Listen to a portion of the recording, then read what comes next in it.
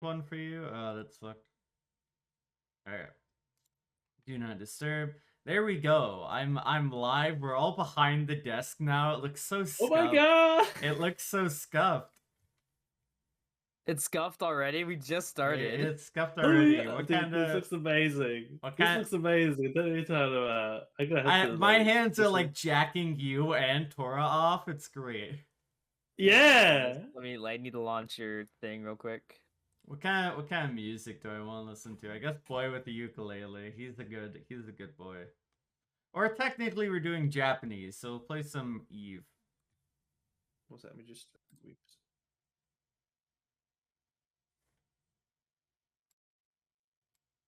Okay. And I'll give people like 2 minutes to get in. But how are you, Tora? Tell Tora they smell like butts. Tora, you smell like butts.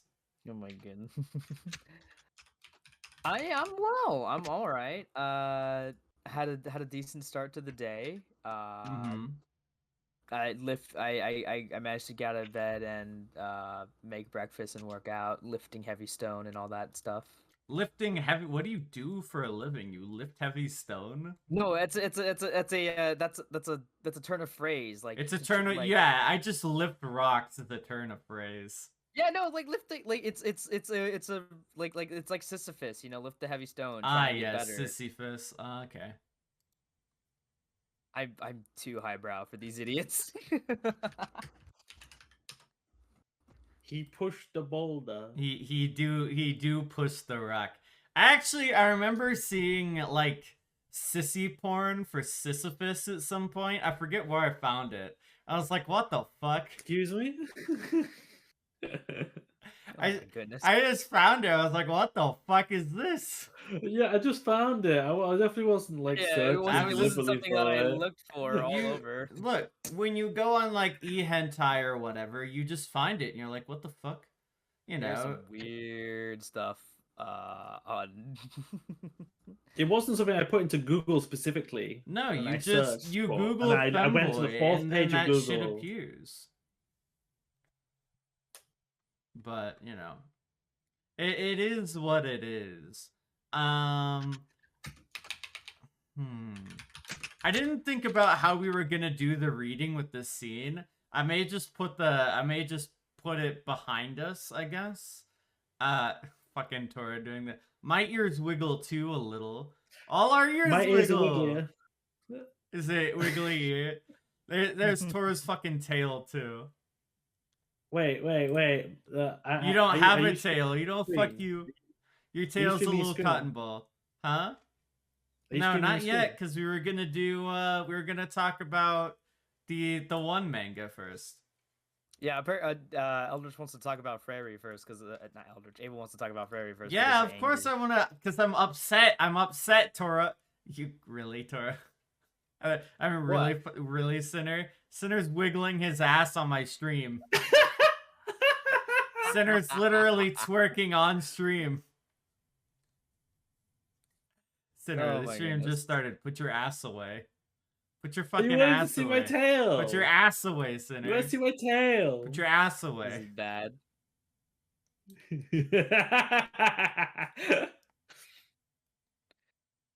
Okay, now you have to zoom back in because you fucked it. I'm small. Well, no, I'm gonna zoom it. Okay, I can do it manually. Okay, all right. There you go. That's more or less fine. I just saw how big Eldritch got on my screen. Big Eldritch ass. Big Pamba. Big Pamba. Big Pamba. Okay, so I have a bunch of notes. By the way, I read this twice. Yeah, I read it like yesterday, and then I read it today as well. I read it last night and only once, and I made lots of notes by taking screenshots of things I think I wanted to take screenshots of, and I also drew an art. You drew an art, yeah. It's okay on the YouTube video. I'll post the art that you drew. But people on stream just have to would be good? What? You know what would be good? What? We need, like, for when we're doing stuff and talking stuff, we need a canvas that we all control in the middle of the screen. We can like put images on it. And, that would be a good thing to put at the bottom right.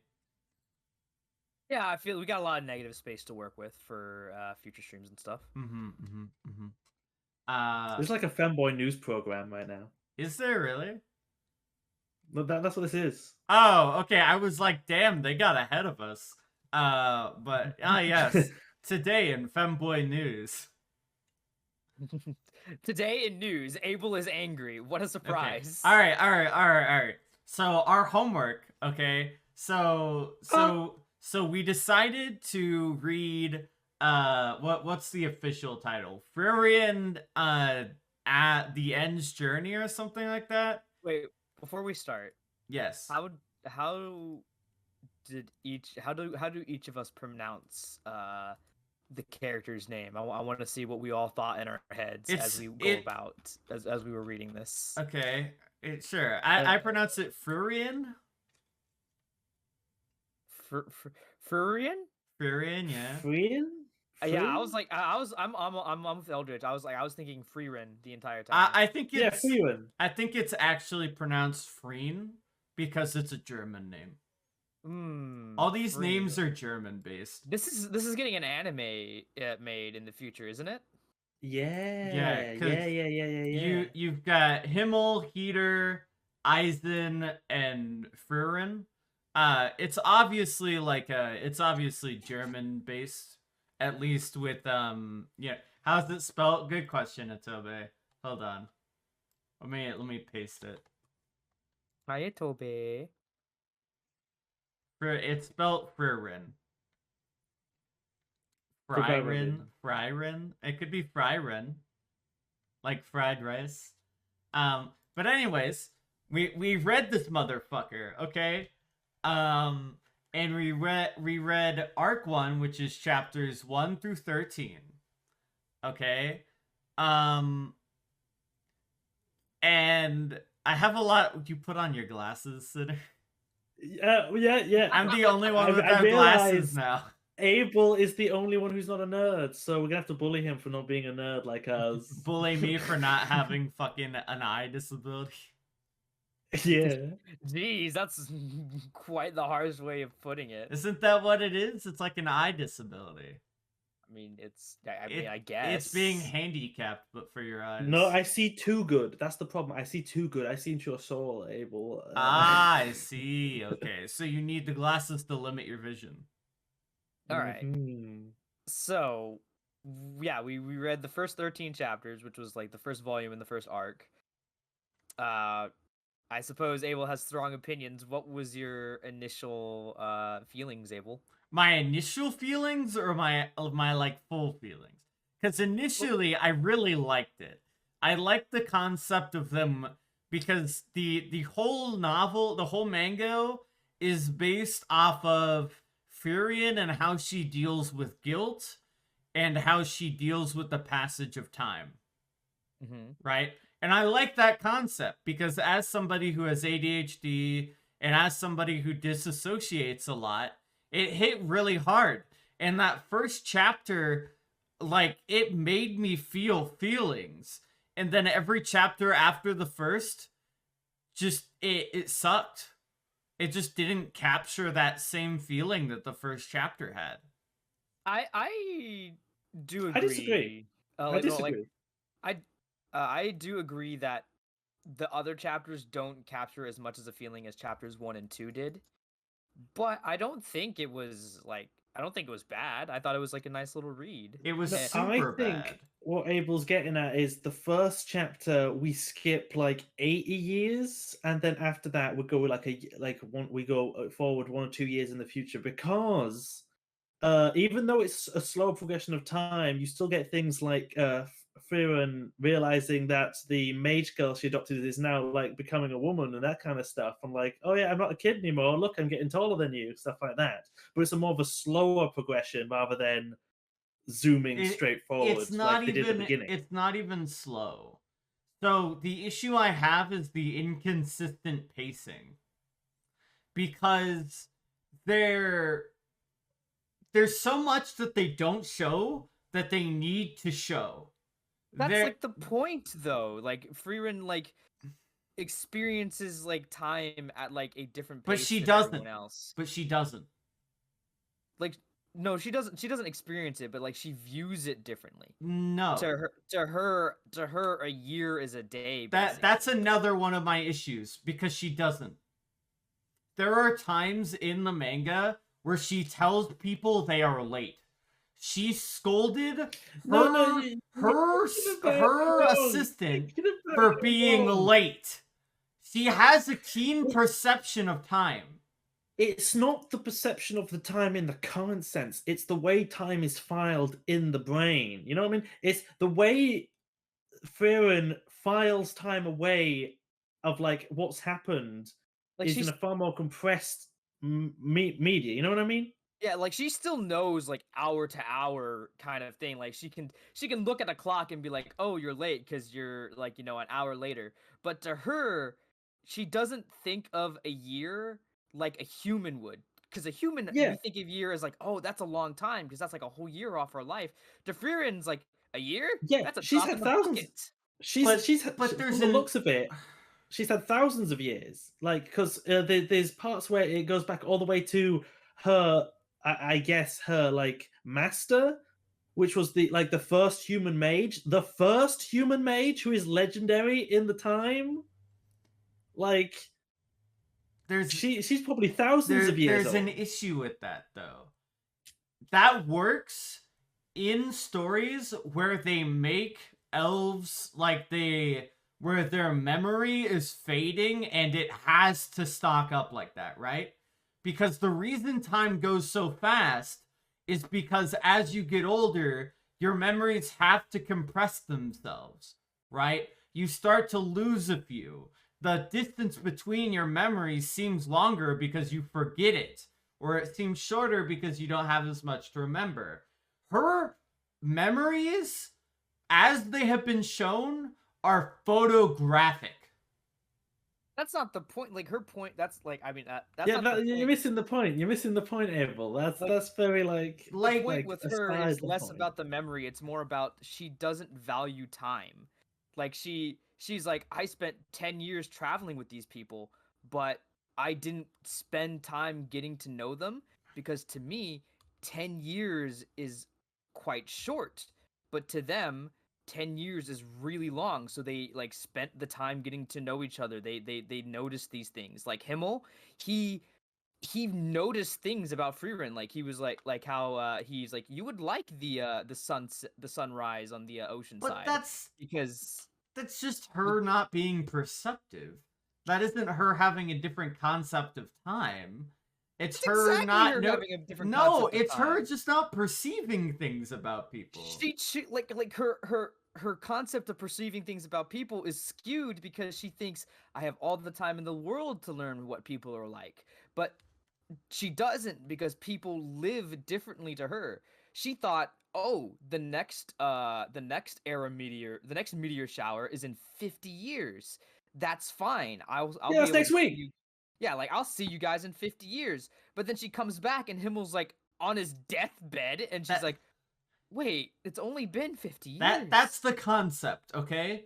And it's a cool concept, but she's been alive for 1,000 years. She knows.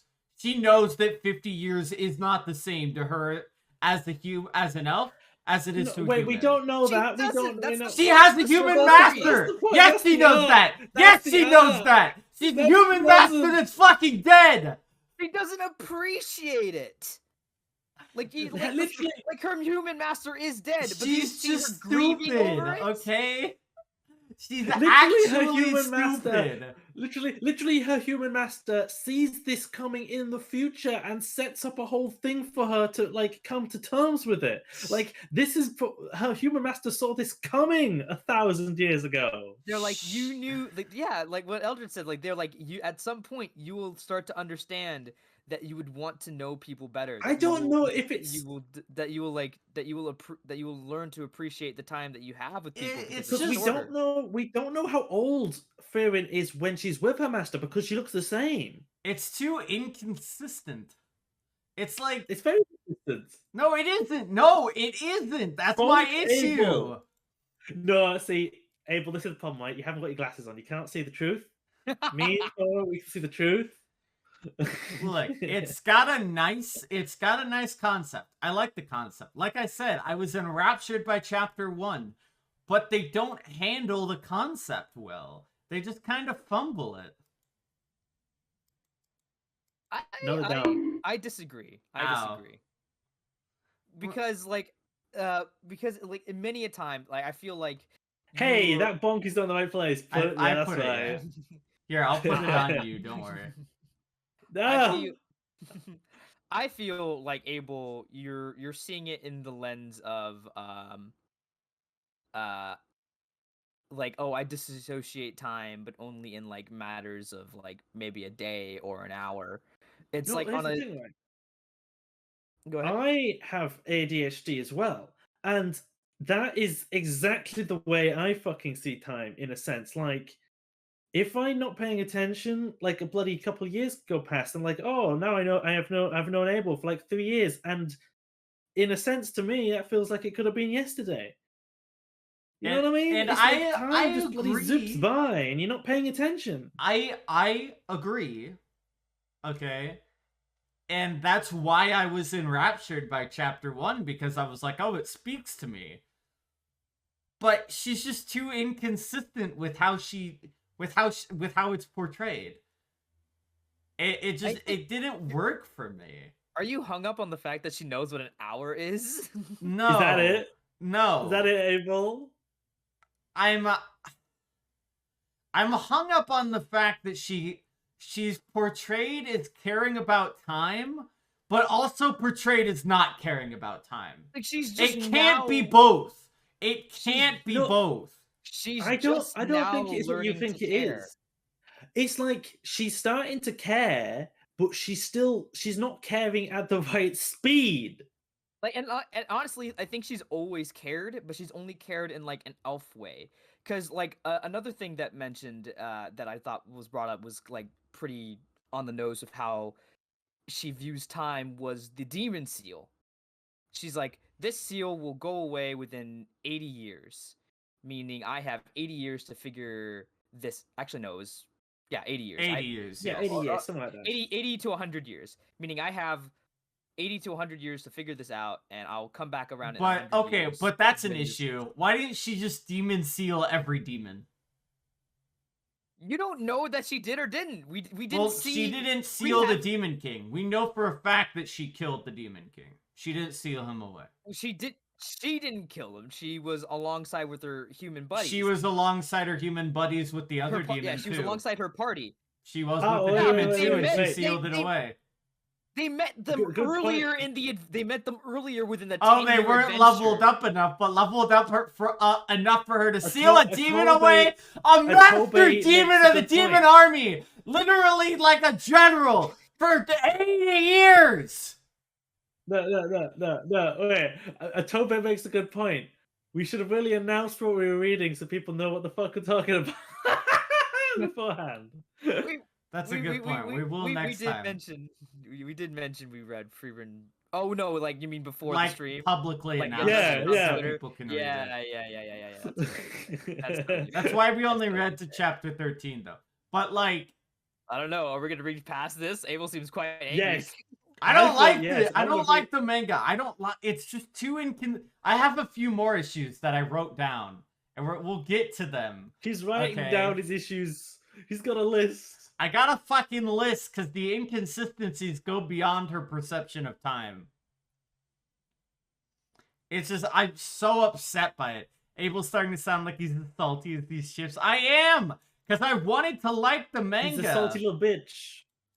Okay. I just feel like you're reading it. I feel like you're reading it differently than me and Center. I don't know why You know, I feel like he's reading it wrong. Maybe it's because of the Adderall and the probiotics. Yeah, I don't know, but like I looked at this and I was like, this doesn't make sense to me. But okay, we'll get to how we feel about the characters in each one, and then we will get to my contrivance list. Because I have a list to go through. I have a contrivance list. On your contrivance list? 1, 2, 3, 4, 5, 6, 7, 8, 9, 10. I feel like you're just complaining to complain at some point. No! Some of these are real issues. Okay, anyways. So, we're gonna go through the 4 heroes because I don't give a shit about the fucking apprentice. She's not a real character. Okay. Oh my god! What? She's in not the- a real character. Anyways. You don't. She's not a you- character. Anyways. You are a piece of garbage. She's not a character. Okay.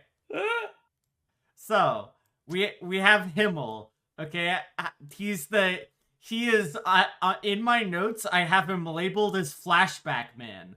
Do you agree or disagree? Well, yeah. That's, Flashback, man. like That's all of them.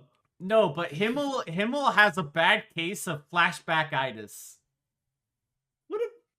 Wait a second, Himmel. Which one's Himmel? He's the Himmel's main- the he's the hero. hero. He's the He's the hero. hero. Yes. Yes, I was thinking, but that's all of them though. No, all of the. Okay, shut the fuck up, Atobe. So what I noticed with Himmel is they use him a lot when it, like, so all the characters will be like, this is what Himmel would do. This is what Himmel would do. This is what Himmel would do. And it got really annoying to me. I think that's because he's the hero. that's Shut the only fuck when, up! That's only when you're just mad that we're right in chat. That's Yeah. only when that's only when like the main like the party is together. Or like he's an instrument to what's the word I'm looking for? He's the leader. He brings them together. Yeah, Freerin, he's like the main reason why Freerin starts to respect human lifespans more. Because when he dies at the age of like 60, Freerin was actually not 60, maybe 80. I don't know how old he was when 60 years later when he dies like 50 years later after the events of the party. Freerin was like, I only spent 10 years with him, and she's like, she starts to regret not knowing him better, and so she goes about like life thinking about like, oh, I didn't. Like, there are a lot of issues I have with a lot of what you just said, but I'll save it for the contrivance list. Otherwise, I'm going to be very upset getting through these characters. Okay. What's that? Sidebar. Okay. We need a way for like a chat to like side with either one of us, so like they could, they can press a button and like a little meter goes up of them all. But like a poll, like they can go from one side to the other, like in between. Like if someone says something, there's dumb, or just that number goes down. You know what I mean?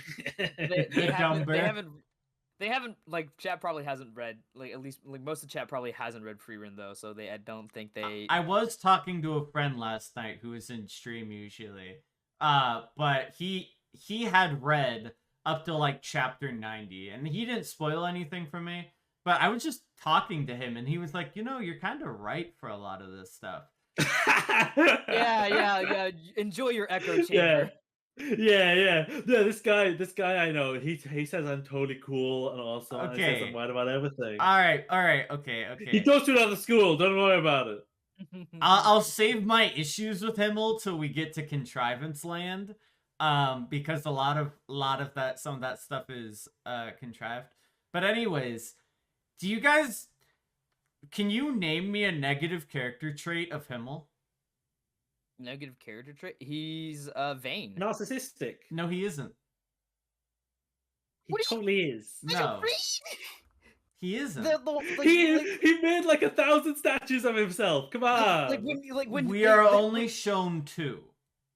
Yeah, but it's literally said, oh, you did this 5 times. And like at this one statue. So I know the exact panel you're talking about, and for the panel, it is seen more like a joke to make the party happy, because that is what he does. His whole character is making the party happy and bringing jokes. And I do not think that he was genuinely vain. I think it was played more as a joke. And later, the reason I pulled it can be both. The reason I say that is because when he is asked, why are we doing these statues? He looks at Freerin and he says, because this is a way that we can stay by your side. Even after we die. That's not exactly what he said. He said something along those lines. We can Probably He look. said, "This is translate. proof that this happened." You got bonked. No, it's you. You got bonked. choose. You choose. You're the one choosing who gets bonked.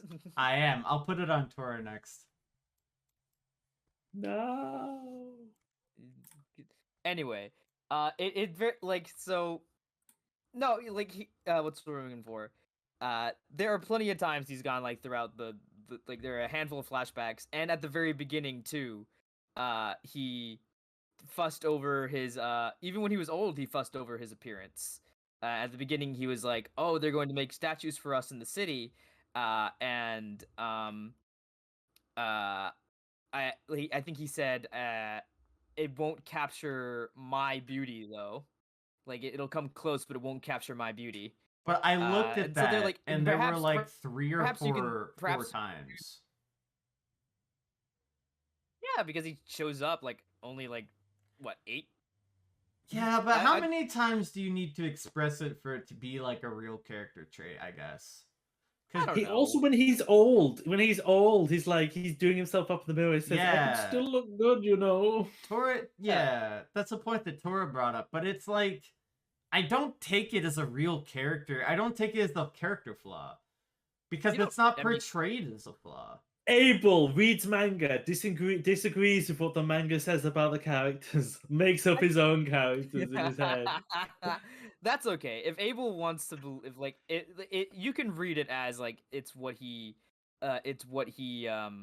did to keep like the party happy or like as a joke. You can read it like that, but we're only 13 chapters in, so maybe I don't know. Maybe it's too early, but like, I just though with the language that it was shown, I never fully believed that he was vain because I was looking for character flaws and I found 2, and it was that he might be vain ?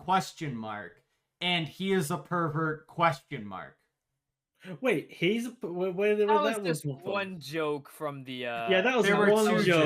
jokes. There were 2 jokes.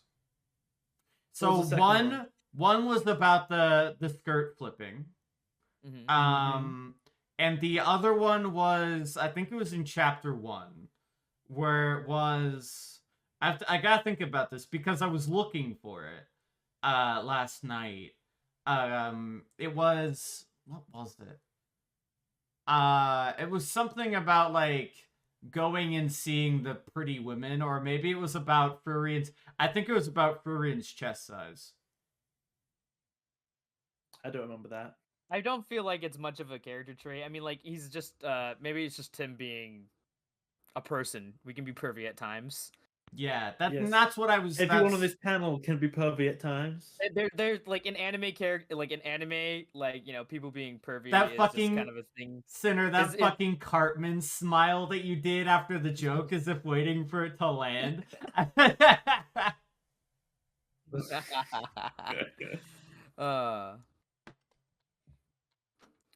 But yeah, it's I feel like if you feel like Himmel doesn't have like that many like character flaws, I feel like I can understand the. Are we all blushing now? Is that the we're all sluts here.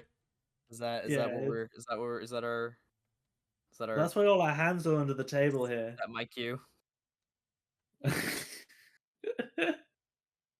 Is that a good head out face? I think so. All right, there we go. I can't believe it. Here, hold on. I'll be blepping the entire time. That. But anyways, yeah. I mean, that's. I just felt like there were no real like character flaws for Himmel. And for a lot of that's the the characters, point. Maybe like I don't, it's- but I don't like that as a person. I like for there to be character flaws in the books that I read. We've Well, I literally only seen like little slices of Himmel from what she and remembers. Like that's my and I- issue. And I feel like that's also part of the point. She didn't take the 10 years of time to get to know Himmel, so she doesn't know his character flaws too well. But I don't. The issue is it's so inconsistent with what she sees and what she doesn't see. Okay? And that's because she shows so much importance on her receiving compliments, right? Like one of Furian's main character traits is that she learns magic to show off to people. So she is looking for compliments. No, that's not what I got out of that. Yeah, neither. Okay, we'll skip past it because it's in my contrivance list, and we'll bring it up in the contrivance list. The laundry list of things that we can literally look at the manga panel that she says it. We can dispute it. But anyways, so Himmel, he's Jesus incarnate. That is. Oh my god. Abel, I think you're being facetious. He is the hero. He is one of the heroes that saved the day. So yes, a lot of people, he did beat the Demon Lord. So it is natural for people to assume to to hero and idolize him. His party idolizes Not him. only that, he's legend. By after chapter 2, I agree. Chapter 2, chapter 3, he died 40 years ago. I it's agree. like everyone's talking about him like he. I like agree. He happened so long ago. But he is Jesus to Furion. He is Jesus to the priest, and he is Jesus to the dwarf. Because I don't think it's not good friend. Jesus is going way He's too Jesus. Far. He is Jesus. Oh my god, Abel. Yes, I do agree that all the entire party all sees him in this rose-colored light. But it's not he was the perfect human being. They still make jokes about him and how about his flaws that he was. And they reminisce about what flaws are those? We have mentioned it was just the one vein thing. But it was just it's just they reminisce, and it's just looking at your friends. And they're the priest was the priest never said he was an amazing the priest never said he was the perfect human being. He just said he taught me a lot. He taught me a lot about friendship and about helping people when they're down and never giving up on them. And I'm scared of dying because if I die right now, all the stories that I know about him will be gone. So that's a perfect segue into talking about. Actually, no, I don't want to talk about Heater yet. How did you guys feel about him? I don't have any strong feelings on Himmel because I feel Himmel's more of a narrative device. I was literally going to say the same thing. Himmel is a plot point that it drives it forward. The drunken priest and the dwarf are far better characters. And the issue is I'm characterizing Himmel when he's not a character. Just like the apprentice. But anyways, so how'd you guys feel about the priest then, Heater? I liked him because I feel like his message hit home for me quite well. And alcoholism. What do you? Alcoholism. I was looking for character traits, and alcoholism was his main stereotype. Oh yeah, that was the joke. He's a priest that's a drunkard. That's the joke. But what I got from him, that's only what you'll see if you just read it from the surface. I've had people in my life pass, people that I've cared about, and a phrase that sticks with me is, "You never truly die until people forget about you."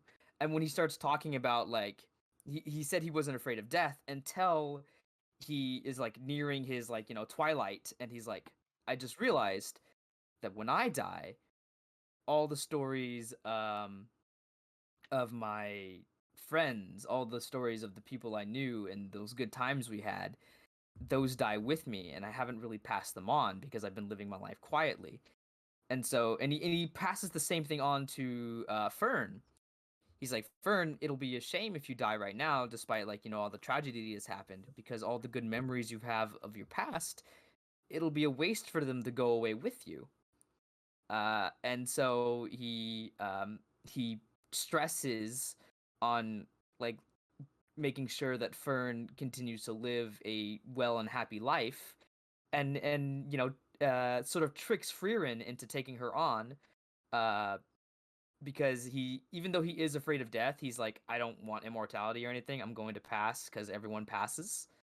But he wanted to make sure that in these last few years in his twilight, that Frieren was able to move on and like have a happy future in order to continue to carry on her stories and showcase his. Yeah. How did you feel about Heater Sinner?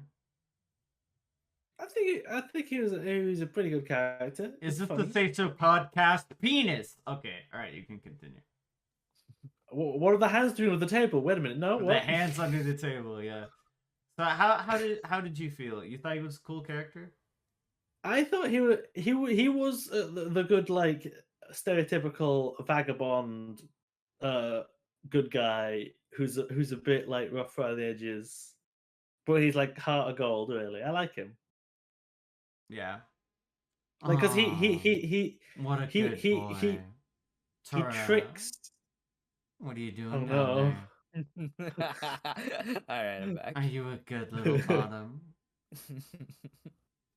But so yeah, Tora. Sorry to derail. You were saying, Panda? Ow! I got bumped. What were you saying, Panda? No. What? Because he's the stereotypical like he's like a drunkard and all that kind of stuff. But he's also a good guy. He's a good lad. He's the good lad. Those are your He's comments. a good lad. Is He's a there good is lad. there is there any specific scene that you liked with Heater? Now it just has to be on the spot, random question. Well, you have manga notes, right? Yeah, it just opens up screenshot folder. Your homework file. Yes, let me have a look. I liked. Are we just talking about characters right now, or are we going to talk about? We're going list. Okay, wait a minute. Okay, I saved this bit specifically. Okay, good. Thank you for getting my homework folder up because You're welcome. I saved. There's bits I saved. I was like, Okay. okay, first of all, this is my favorite bit from the priest when he says, "I've always wanted to look under that skirt." The priest goes, "I'll show you mine instead, like a true bro." Oh yeah, I do remember that. I did. That was funny. A true bro. We should find a way to get these on screen. We need like a canvas we can all put images on 'cause YouTube. that'll I'm really gonna help. go through and put them in, but on stream, I don't. Well, we could do the canvas on stream. Yeah. Next time. on stream another time. We'll scuff it till we get there. That was the phrase. Because I have lots of screenshots. Like this face is good.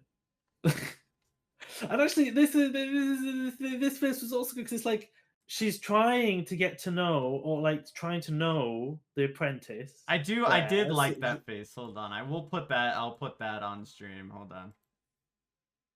I did like that one a lot. She's trying. She's stressed because she's trying her best to get her birthday present right there. You see? Mm-hmm.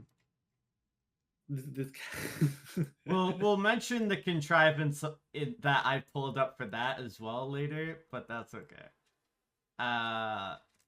But like I do think Furion is a cute lolly. It's not Alright, we'll put that to the side for now. We'll put that like right here. There you go.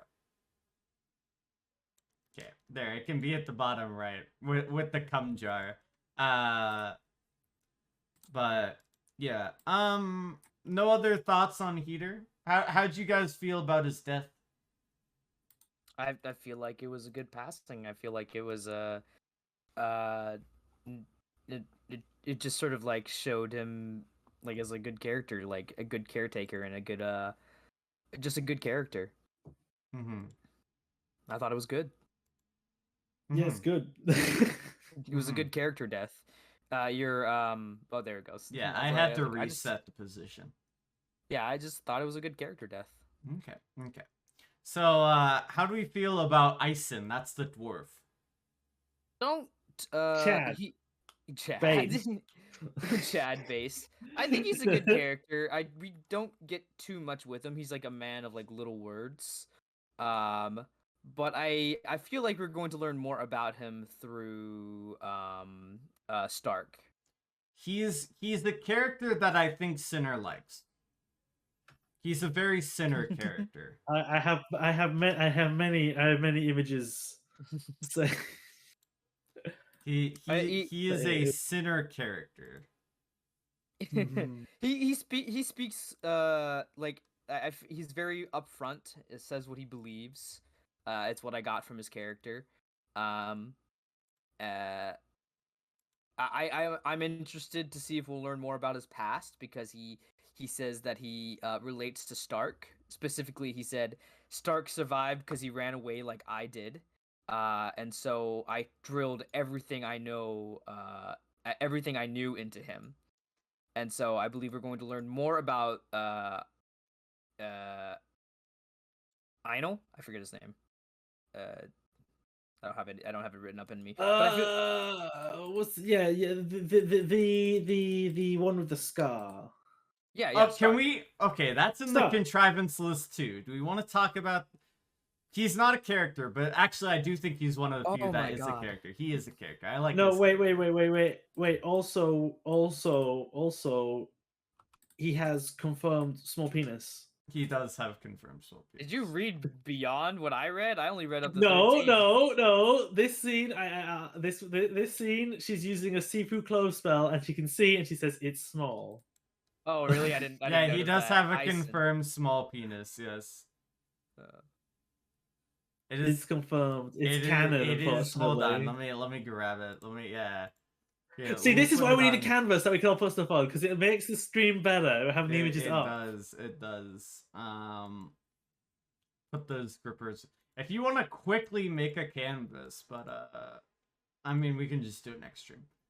But here, let me. I don't know how to make a canvas. We'd have to set it up. Yeah. See, confirmed small penis. Oh, okay. Yeah, small penis confirmed. That didn't stick with me because it's not funny. It didn't stick with me either, because I thought she was talking about Frurian's body, where she says, "You're sorry that your body isn't particularly interesting." I thought she was talking about Frurian's chest. No. No. I like reading it. It's clear what she's talking about, but like I said, it didn't stick with me because it's not funny. Like my line for humor is beyond small penis. Yeah, Toby. We should all have screenies. That's how I took my notes. I just took screenshots. I wrote down stuff. So I do like the dwarf because he has the most, I think, characterization out of the four.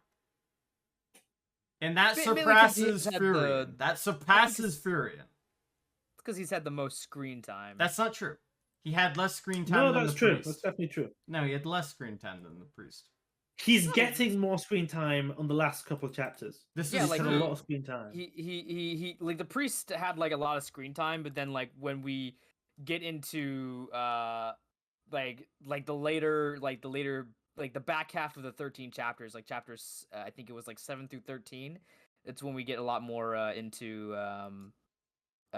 his character and his whole bit. The priest just has so much more dialogue and says less with it. Yeah. Oh my goodness. Ison is like an individual few words. Yes. So there were some character traits that I liked about Ison. He is seen as always shaking with fear because he is genuinely afraid of the battles that he fights. No, that was I believe that was shown like once, and I did like that. I did like that as a trait. Well, not really so much of a trait, but so much as a bit about him. I did like that. I did appreciate that as like a warrior trait and something he passed on to Stark. Being afraid. Yeah, because he, like I don't think it's passed on. I think it's a kinship. He they grabbed him found, because Yeah, it's because it's like I said, they said, like Ison said earlier when he met Stark, like they they were similar because they were survivors, but only survivors because they ran away because they were scared.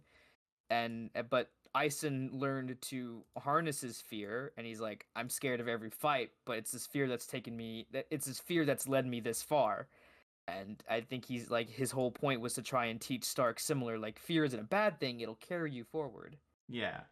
I And think then I liked how what's the word, Freer said, like, your hands shake the same way.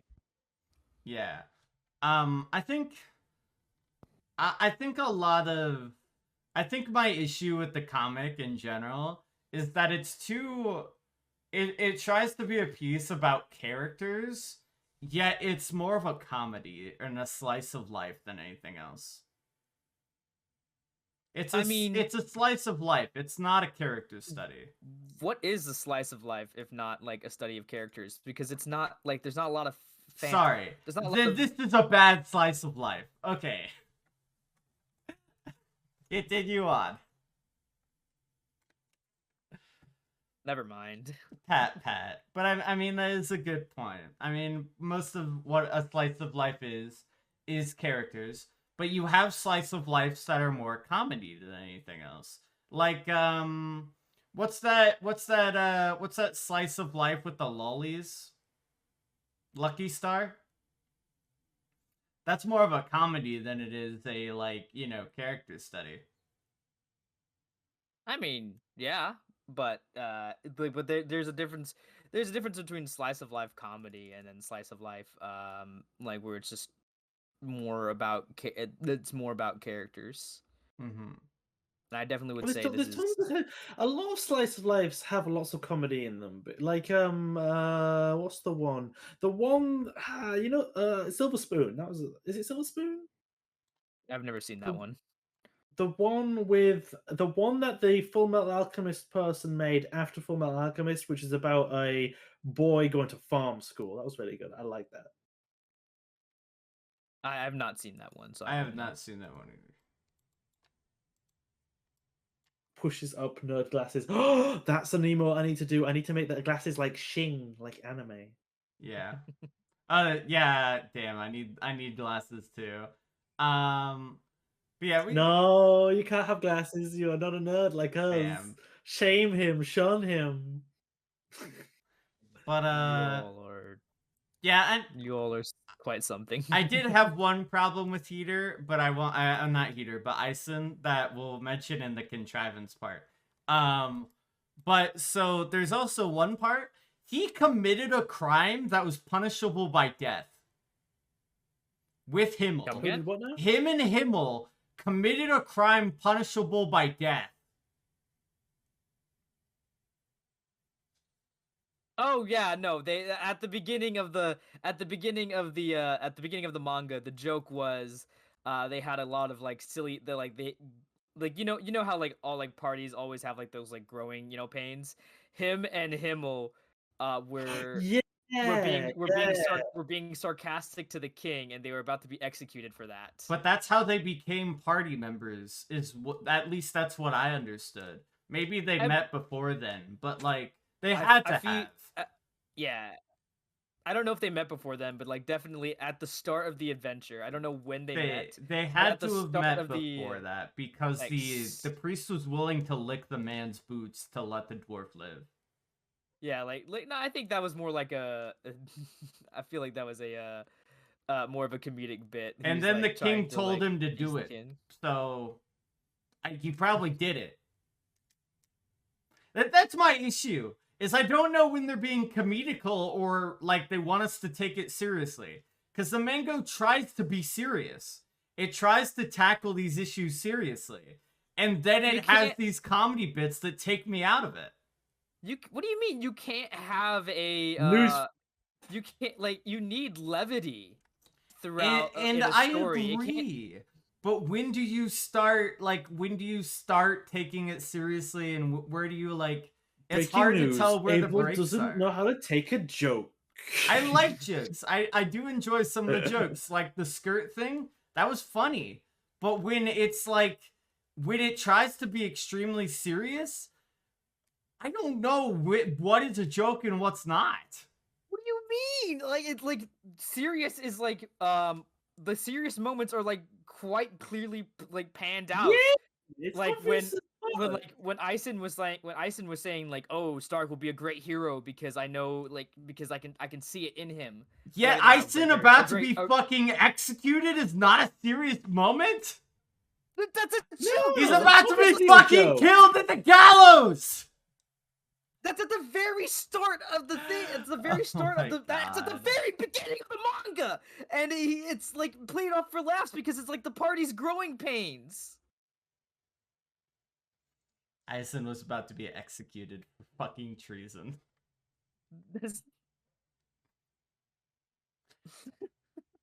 There's an issue with my model that I'm noticing. My hair physics will cause my neck to get fucked the more that it goes. And like my hair physics will like vibrate my model. I need to get that fixed. Sinner, that's your job. What? Or I'll just bring it up to Sinner going under the desk. I'll bring it up to Hero later. Abel's mic peeking from the shouting, yeah. So, okay, we'll move on. I'll just text here as we do this, so I don't forget. But how did you guys feel about Furion? Frieren? I mean, like she's the main character. I like her. She's got like I like the little.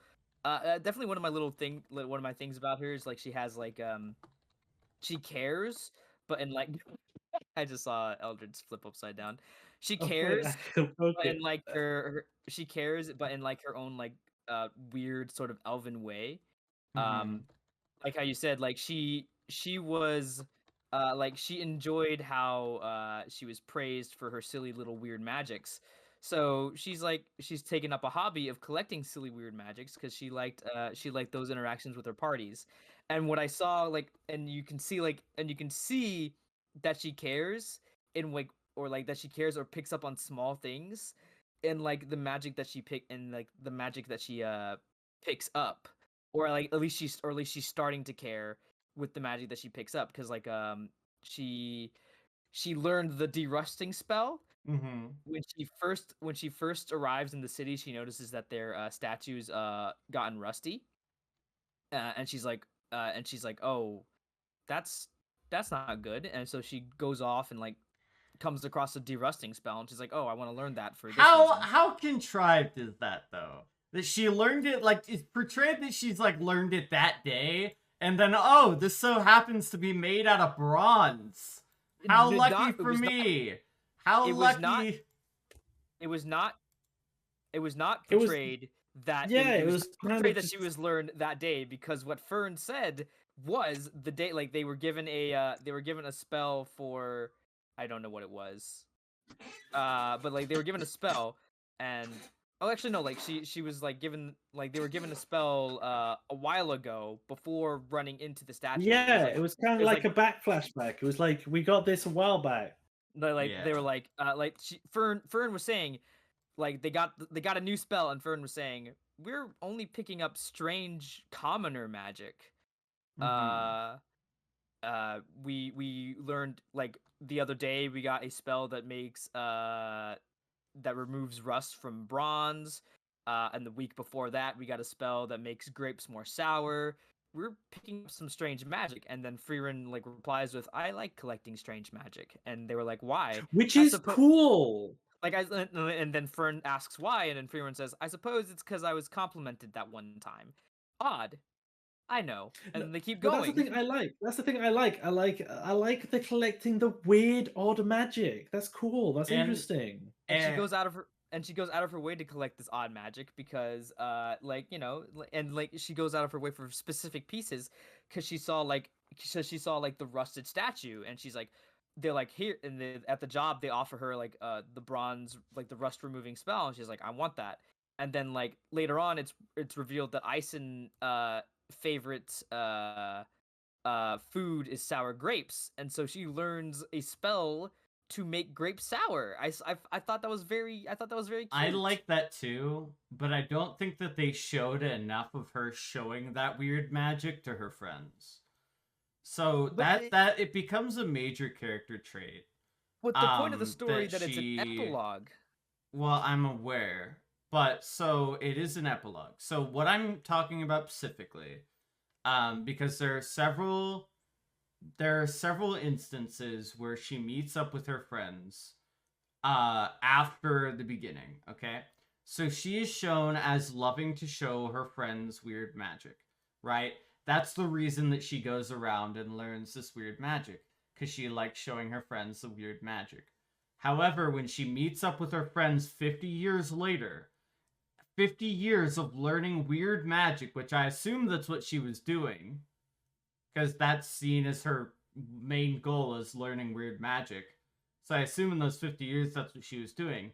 She comes back and she doesn't show her friends the weird magic. That was like at the start of the manga, and that was not a Okay. that was not a And revealed I character don't trait think just it's yet. I don't think it's Then- like it's obvious to even to her why she does what she does. Like even she says it's weird that she just collects this weird magic because she was once praised for it. Then And she let's doesn't- flash and she- forward to And she where doesn't like it's her whole mission isn't to collect weird magic. It's what she does in passing.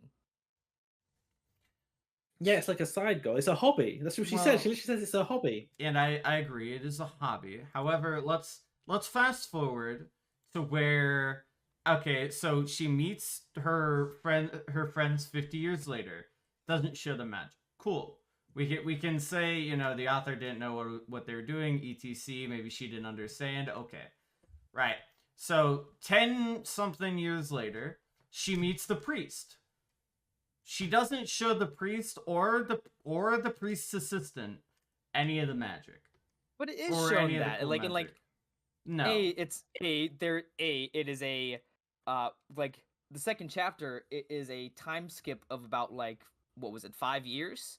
Mm-hmm. And there's like a small little collage. I'll see if I can find it. But there's a small collage where she's hanging out with them, and Yeah, then and She to doesn't show training the the- magic I it's a looked. magic. She teaches her magic, but she doesn't show them the weird magic that she's shown to specifically like camera. getting. but also it hasn't been shown yet. That was not like the part, I believe, like the part where she mentions I like collecting weird magic isn't introduced until like she's on her journey with Fern. But then she doesn't show it to Fern, the dwarf, or the guy with the halberd. Because she's like She does show it to Fern. No, she- none of the cool magic. I looked. I didn't find any silly, neat magic. It's silly wacky magic. And that the only stuff- instances that she does is when she learns it and then teaches it. Like right after Yeah. she learns it. the story is meant to be like that's just supposed to be a thing of that's just supposed to be a hobby of hers and a quirk of hers that she likes collecting odd magic. And B, it's shown off every now and then, like not every now and then. It's shown off a couple of I times. like, looked. with the, It isn't. I wanna head off the dragon here. Abel, get out your grievance list. We're gonna burn it in front of you. Okay, right. Are we going through the grievance list? Well, the other two aren't characters, so that's fine. We can skip them. Oh my god. So I have a few grievances. A few, yes. So there's this trend where a Furian goes looking for something and she finds it, and then there's a flashback that immediately reveals that she already knew exactly where it was in the first place. This Which one are happens you talking twice. about? Okay, explain. So the first Explain the time example. the first time is when she spends 1.5 years looking for flowers. half Okay. a year. It wasn't it 1.5 years? Was it just half a year? It was just 6 It was months. half a year. Either way, it's too long. So she spends 6 months. Not for her. Well, it's a week. it's a good thing I didn't ask you. So she spends 6 months.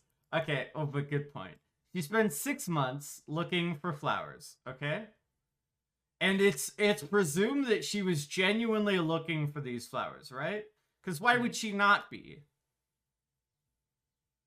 Why would she not be seriously looking for these flowers? Right? Mhm. That's a genuine thing, right? Everybody can agree. Was Keep going. there any I will. reason for her not I, to? I will tell. I will tell you. I know where you're going with this, and I'll Okay. tell you my thoughts about it. So Now, I'll but tell you when so you're wrong. okay, so and then her assistant goes, "Hey, this is taking a long time. How long do you want to do this? Like I'm growing old. I need to go and explore." And she's like, "Okay." She goes out and she finds a squirrel. And the squirrel steals flowers, steals a flower sack from her assistant. And then the squirrel takes the flour sack and runs away. And Friern goes, "What if we followed the squirrel?" And then they follow the squirrel. Okay? And Okay, they okay, hold up. No, Abel's grievance here is Furen had an idea. that's not my grievance. So Okay, so okay. So you're okay. So, and I know what your second one is. It's the big tree, isn't it? no. So they follow the big tree is my second one, yes. So Yeah. they follow the squirrel, and the squirrel leads them to a squirrel colony on top of a tower. Okay? And as they approach the tower, a flower falls. Not flower, a petal falls. Okay?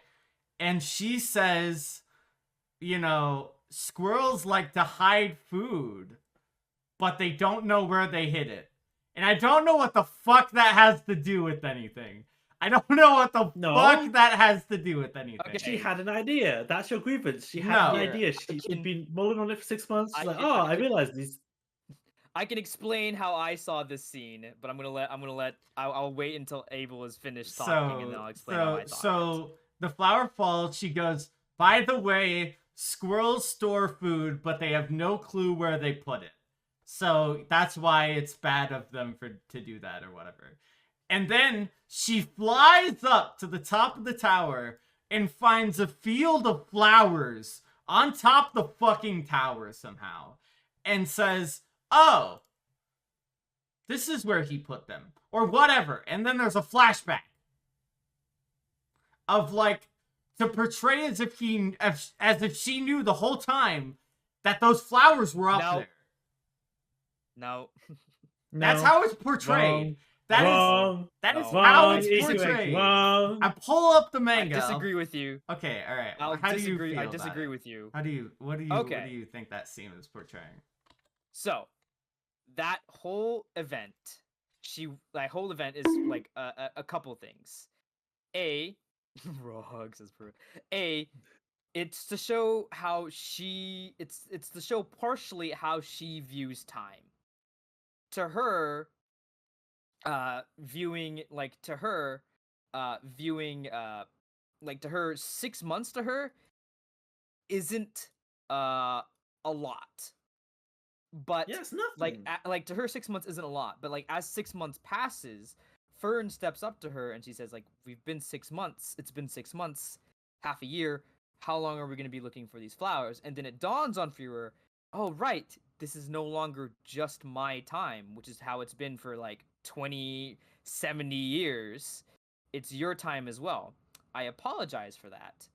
And then it's revealed that the squirrels do what squirrels do, and they hide stuff for the winter. And it's sort of like revealed that she was waiting. She was looking throughout the 6 months, but she was mainly waiting for winter because the squirrels hide their food in the winter, but they often forget where they hide it.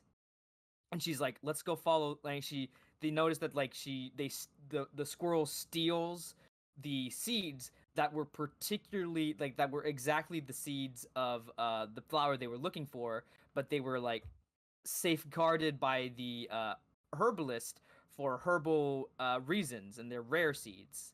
And she was like, "Let's go follow." Like she knew that it stole those types of seeds. She's like, "Let's go follow that one because they have a problem with remembering where they store their food." But since those seeds resemble the seeds that they stored in the past, chances are they'll take it to the same kind of scent. And she takes them there, and like she's like, aha, here they are. It's winter. They're starting to store food now. We were able to track them to the place where they were storing food for the winter, and it was like revealed earlier that they were an invasive species that like dug up seeds. And so she knew that they were going to be that they were probably hiding the seeds of these plants at some point, but she needed to find out where, and they weren't going to be storing food until the winter. And then the flashback. Exactly. And the flashback is less of, oh, she knew that these seeds were here. It was her remembering that this was Heimel's favorite flower.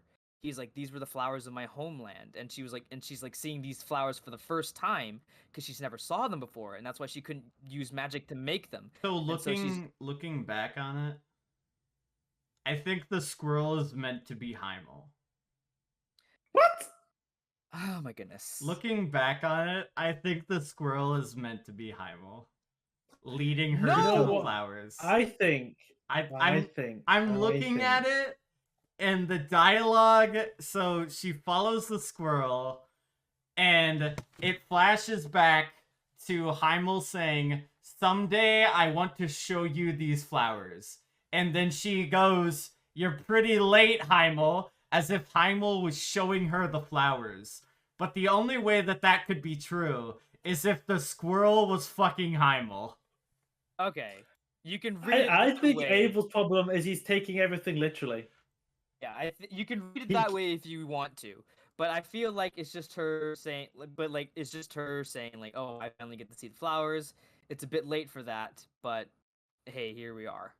Yeah, no one's ever talked to anyone who's not there in the third person before in television or books. Yeah, but like, that's the only way that this makes sense in my head, is if the squirrel was Heimel somehow, and it's like, oh look, reincarnation, ooh woo, or some shit. No, wrong. Because That's so wrong. Because Skip to the next grievance. Second squirrels grievance. don't hide nuts this on one. fucking tower tops like that. They do. They hide them No. in trees. They hide That's them in literally what burrows. they hide them in do. So wherever they want to. they are a weed. So I will say maybe. But like, if there was an abundance of food like that, the squirrels would have eaten it. Throws away grievance list number 1. What's the second one? Okay. Like I've explained how I saw the scene. I explained. Tor's explained how you're wrong. Okay. And you can choose to listen or you can choose to disregard. Okay. As you see fit. But I think I know what you're going to do. All right. So my next one is the hero looks younger than the priest at the start, right? Yeah. The hero looks like he's 20 or 18, right? Yeah. And then 10 years pass, and then he goes to like 28 or 30. And then 50 years pass, and he's like 80. But he's seen as aging faster than the priest, in my opinion. Yeah, because people age differently. Yeah, people age differently, dude. But people have died at 60. People have from their life, and people have died at 100. But there's a difference between dying and looking physically aged. People age at different rates. Yeah, Paul Rudd. And I agree, but they're both humans. So because Paul Rudd is also human. A human. He lives for like 40, 50 years longer than him. No, 20. And 20, is it? But regardless, yeah, it says so right there. It's been 20 years since the passing of him. And I mentioned this because I think there's a reason for this. And that is because my contrivance isn't that he grows older faster. That's not what it is. It's a symptom. But I think it's the horn that he has had in his house that makes him age faster. Maybe. Because that could be it. That I would say that could possibly be a thing. Because the horn. Well, he was like 80. I mean, he was like 80. Like some people just like shrink when they get old and get bald and like shrivel up. And I agree. And some people don't. I agree, but the priest looks like he's 40 when they first meet. He does not look young. But so but sometimes some people live longer than other people. okay. Have you and- seen Patrick Stewart young? He looks the same as he does look old. Uh, He's been like static for the past 50 years. And I'm sure that he does. But what I'm getting across here is I think that the horn caused him to age faster.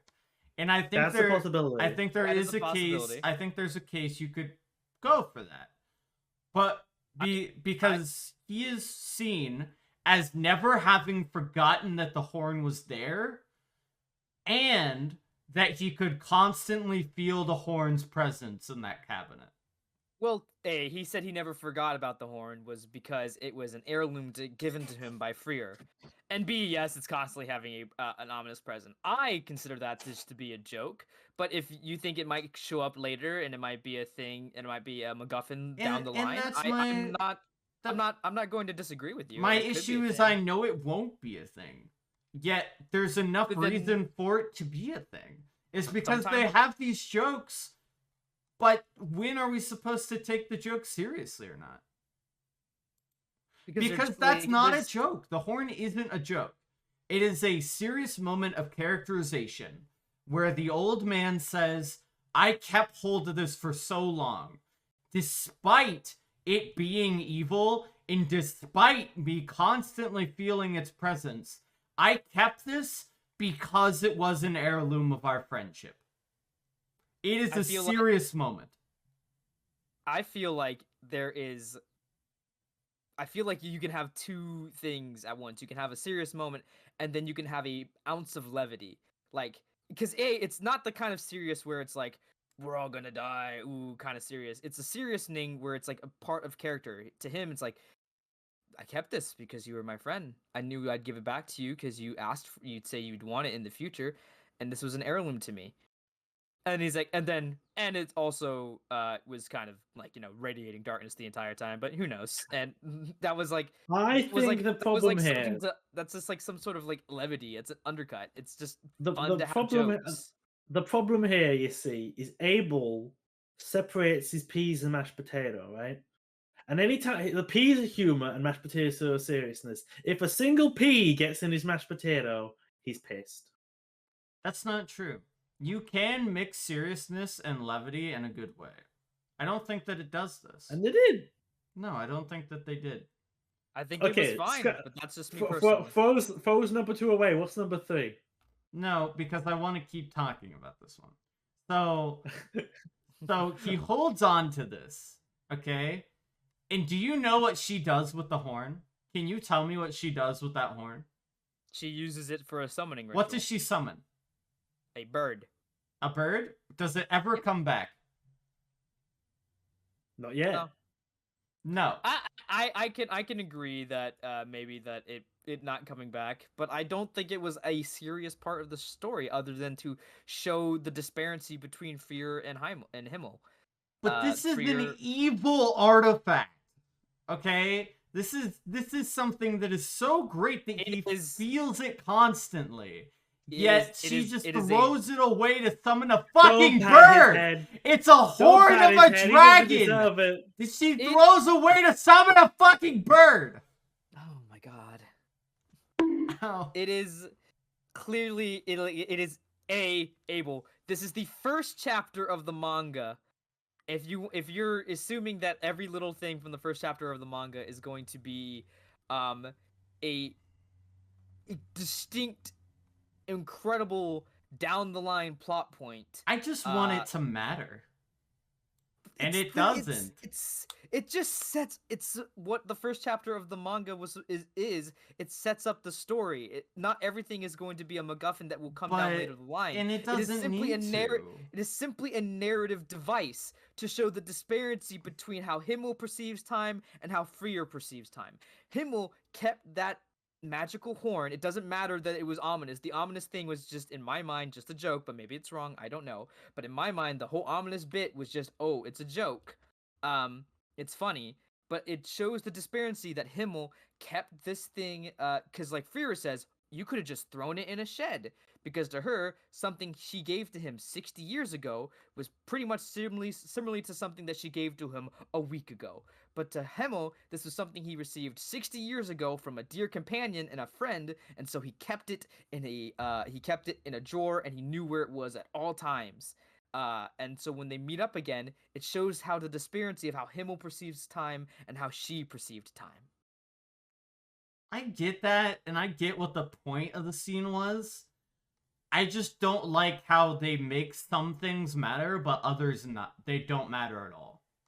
But that's how a story is. Not everything is that's going to not matter, not every true. little bit. So you can't have these minor character moments where it was meant. This is a small moment, okay?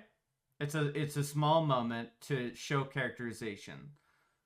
But then, as soon as they tell you to stop caring, you're supposed to just stop caring and then move on and not think about it. I'm not like. Are you still on the horn? I'm still on the horn. The horn is simply an item. I don't think it's like anything that you need to be taking more seriously. You can if you want to, but I am not seeing it like that. It is just a narrative device.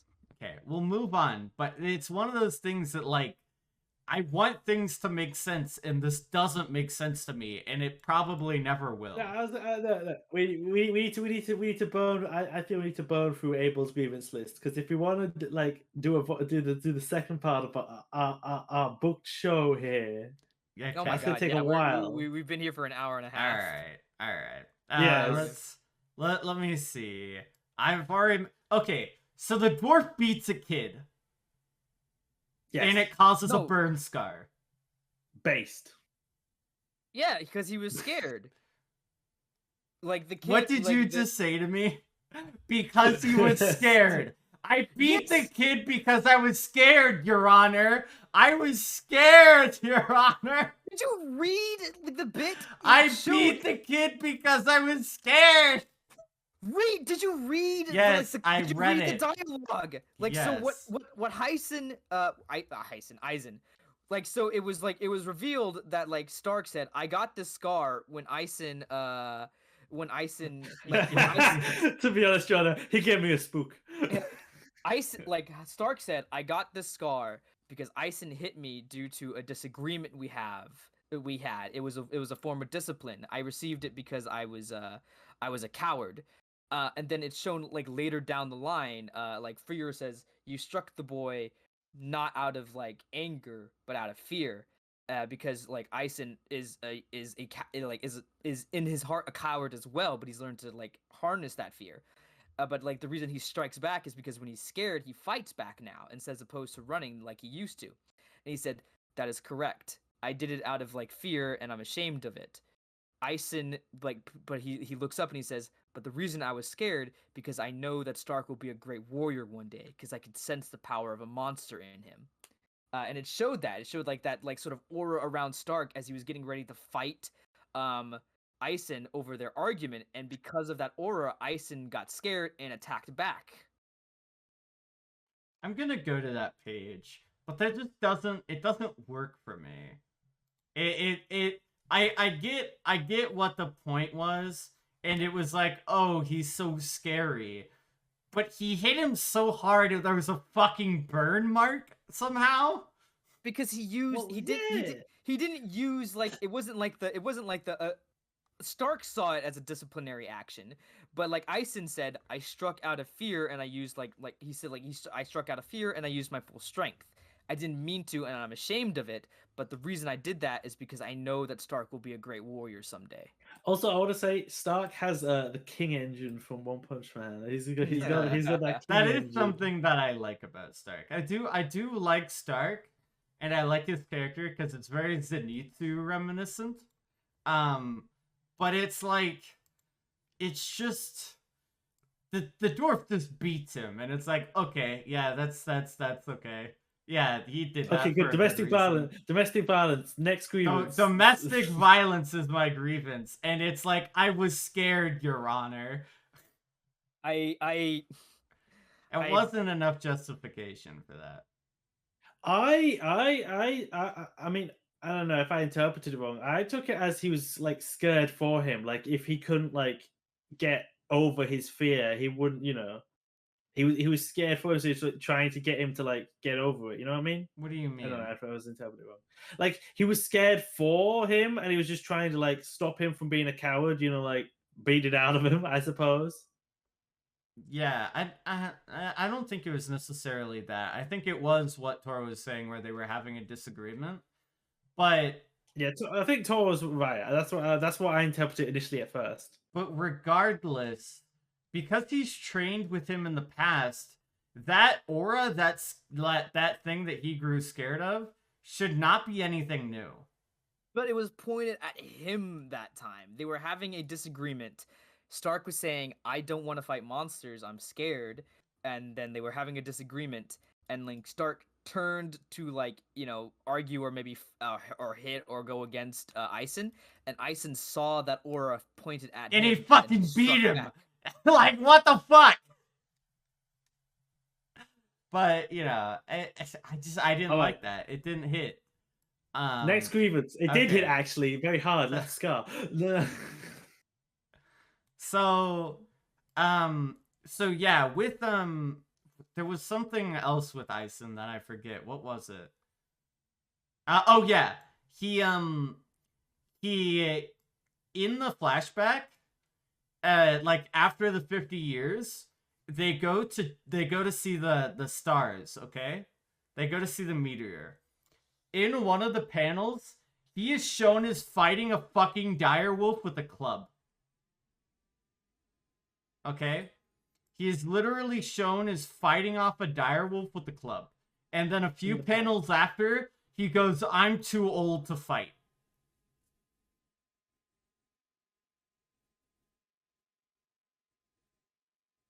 Yes. What the fuck? Is that not an issue to you guys? No, not really. Oh, Tora's muted, by the way. My bad. It's like, no, it was just a part. It's just because it's a part of the story. Like, yeah, there was like a small montage of them getting there, and it shows him fighting a single, like, you know, a single wolf. Let's not say a single wolf, because it was like as big as a building. Let me find that. It was a dire wolf. It was big. It was not. It was not a small wolf. He bonked one puppy with a plank of wood. It was a dire wolf. It was like pretty big. But and then he just says, like, I've grown older. I am no longer, like, it was for like a week-long adventure, and he says, I've grown older. I can no longer be your vanguard, like the one that fights the monsters with you. He says, like, yeah, they fought way bigger monsters than a wolf. He says, I am too old to wield an axe. But he can wield the club. Yeah. He didn't. He wielded a club. He can wield a fucking club! That's not... Never mind. I think that's okay to be upset about. Never mind. Alright, whatever. It was one of those things I was like, what the fuck? Why is he just fighting a wolf, but like 2 panels 2 panels later he beats a dog with a club. Okay. Your fucking ears, Pat. Let's see. So she derives joy from others feeling joy, right? I believe that is. I believe that has. I believe that was something that they brought up, especially during the sunset the is where they show it. Yeah, the sunset arc. Yeah, and it's shown that Himmel knows this. And it's shown that Himmel knows that she gets joy out of other people reacting to... Or out of her reacting to other people's joy. Right?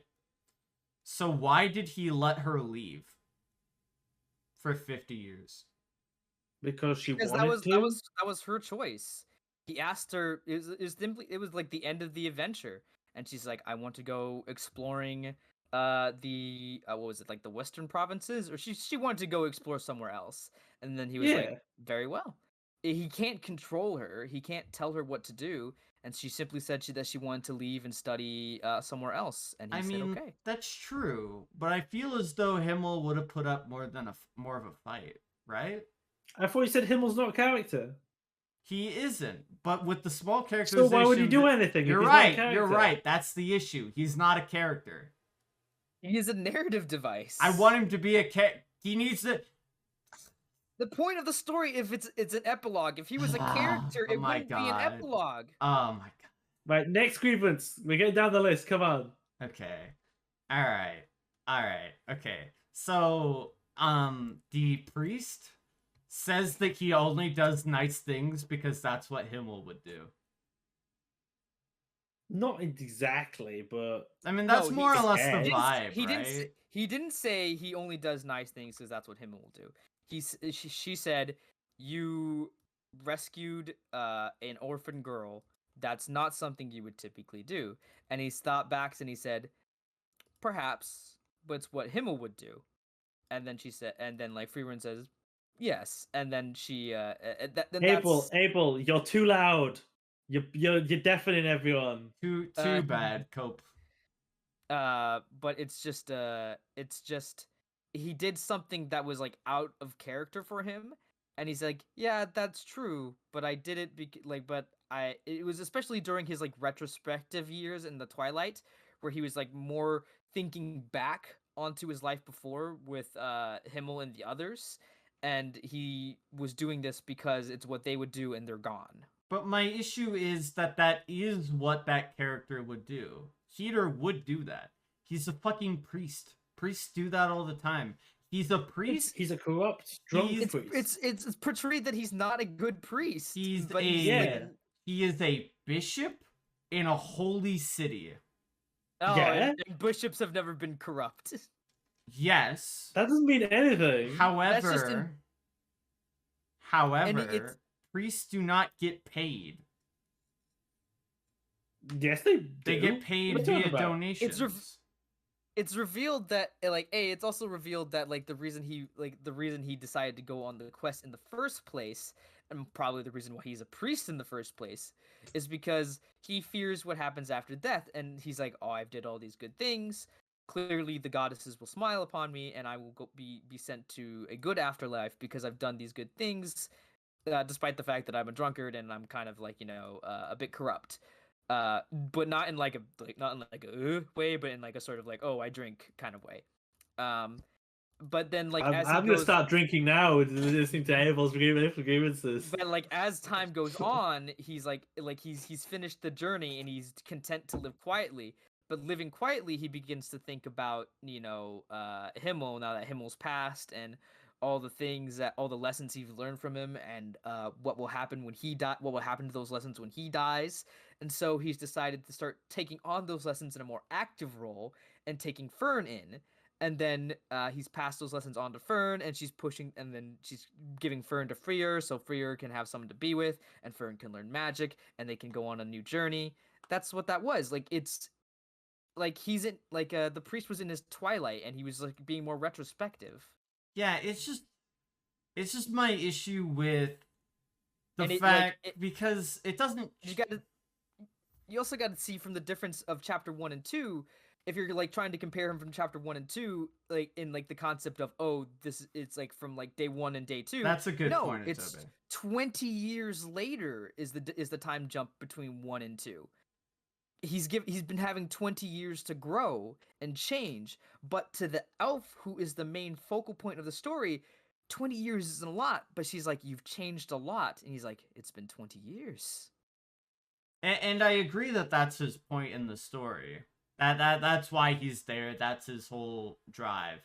But what I am saying is there is no way that he has not done good things for other people as a bishop in the church.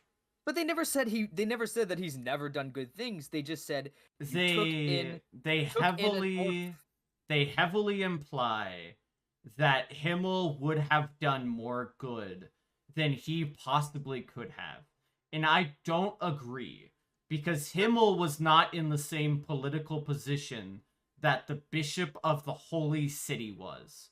But the political position doesn't mean anything. It does. You can do a lot more good as a politician than you could. It doesn't matter that if you could, it's a matter if you would. And he said Himmel, with how he would have done more good than what I would have done. Because if that's how he is as a person, Himmel has a different character than the priest. My ultimate issue is that they don't show enough.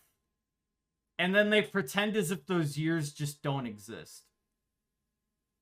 But the main character to her, the years doesn't exist. You're right, but the whole purpose of the character and the whole purpose of the manga is to show that those years do exist. No, the purpose of the manga is to show that to them they don't exist, and how she slowly learns to figure out how to She slowly learns to know that they exist! But that's at the start of the story, the first 2 chapters. No, it's the first 5 or 6 chapters. No, that is literally chapter 2. Pretty sure it's chapter 3 or chapter 4. Let's look. But yeah, no, because I don't think they leave until chapter 5. All right, next grievance. Skip ahead. Come on. They set off on their journey in chapter 3. Do they? I thought they stayed until chapter 5.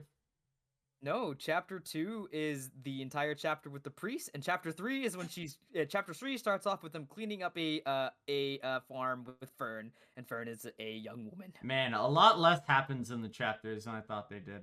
That's more of an that's terrible. But anyways, yeah, so back to my earlier issue that we just kind of skipped over. She's shown... No skipping over issues. There's too many issues. She's shown as looking for a book, but she knows where the book is. No, she doesn't. No. Okay, so I know... Are you talking about the tree now? Yeah, I'm talking about the tree now. So... She's like, so the book, the notes, they're not about books, they're notes. And she says many notes of the I forget the name, but like many notes of the first human mage are often fake. Are often fake. But she's not looking for them she's not actively looking for them until the tree part. She just, whenever she comes across one, she does the job for them to investigate them, even knowing that chances are that they'll be fake, because she wants to read them again. And she's like, these are fake, next time maybe. And then they start going in, they start looking into I don't think that she's ever read the notes. No, that she read the notes, because she was because it shows there's a panel with Fern looking over her shoulder saying, Master, this is, and then Freer says, a fake, yes, but we still did the job. A fake, yes, I summarized as much when I first saw it. And then Fern says, then why did we still do the job? Because I wanted to. Yeah, but I don't think that she's read the notes to know what they are. I think she just notices her master's handwriting. I mean, fair. I think that's what it is. I don't think that she's read the notes yet. But then eventually, the first time they come across real notes is when they're looking for like that book that their master left for her, and she says like, we're going to be like, she says we're looking for a really big tree, and then like it shows off once again like the disparity of time. So because Fern says, how long will this take? Yeah, Tora, she is shown as specifically looking for the books because she mentioned it to the priest, that I am looking for these notes in these books. Okay. And that is why the priest looked and found the tree. Because Frerian was looking for them. It was the dwarf that found the tree. No. Was looking for the tree. The priest found the location, and then he told the dwarf, hey, it's somewhere around here. And then the dwarf went and found it and showed it to... because the priest used his time in the Vatican as the holy priest, because it is shown as him having influence in order to progress the plot. And then he does that, and he does that for Frerian because Frerian is looking for it. She is actively pursuing it. Okay. So she knows, like, okay, she didn't know exactly where one was, but she remembered where it would be. And she continues to look even at the fake notes because, like you said, she is looking for them. I'm okay with that, but that doesn't mean she knew exactly where one was. She had to have. She remembered. Why would she have to have? Because she is shown, there's a flashback of her sitting at that tree. That exact tree with those exact notes. Like 1,000 at that years exact ago. same location. But she's seen as Like 1,000 basically years having, ago. and I mentioned this earlier, But she's seen as having fucking photographic memory, essentially. No, wait. She's also seen as getting lost constantly. Is she? Yes, first chapter. I think it was the first chapter. She's like, I keep getting lost Oh, in these yeah, woods. Why then do I she keep getting does lost in that- these woods? Then she does. Well, there was that one time, but did it happen beyond that? Well, she When said she it was- keeps happening. When she was by herself, now that she has Fern with her, Fern is more of a guide. But she Yeah. just tends to wander because she doesn't really care about time or anything or stuff like that. She just sort of flits about until she's with someone where time actually matters to them, and she's like, she's like, this is no longer just my time, and so she starts to get a little bit better at it. I A little agree, bit. but she should know where those notes are, right? But that no, me. No. A normal person maybe, but that's her flaw. She doesn't really tend to care about that kind of stuff, and so she forgot. And while she counted the time, at the time they're just her master's notebooks. They're only like important to her like 1,000 bloody years later. And it's like, oh, where did you put the car keys 1,000 years ago? It's like, oh, Yeah, and they've been Yeah. lost to time. They've been scattered to the point where only fakes remain. And then the master left that one there because she knew she would be back looking for it sometime in the future. And she says, even 1,000 years later, I'm still being played like a fiddle. Because like my exactly. But my how master could knew she? me so well that she knew that at some point I would be back here. But how could she not remember? And she didn't even and the master didn't say, oh, I'm leaving a book here. The master said, I'm planting this tree here. It will guard this area. Why are you guarding this area? Exactly. Like the master never said, I'm leaving a book here. The master said, I'm guarding this area with this seed. And she said, why are you guarding this area? And the master said, because somewhere down the line you'll come back. But you mean to tell me that she's never been back in those 1,000 years when she's specifically Yes! looking for the notes? No, she didn't start looking for the notes until later in her life. And like I But said, 50 years have passed since she's been looking for them. yeah, but like it was in a different part Sorry, of the continent. 70 years have passed since she's been looking for them. It was in a different part of the continent. She just hadn't reached there yet. And I just don't like that they go that she looked for something and then there's a flashback that shows that she knows where it is anyways.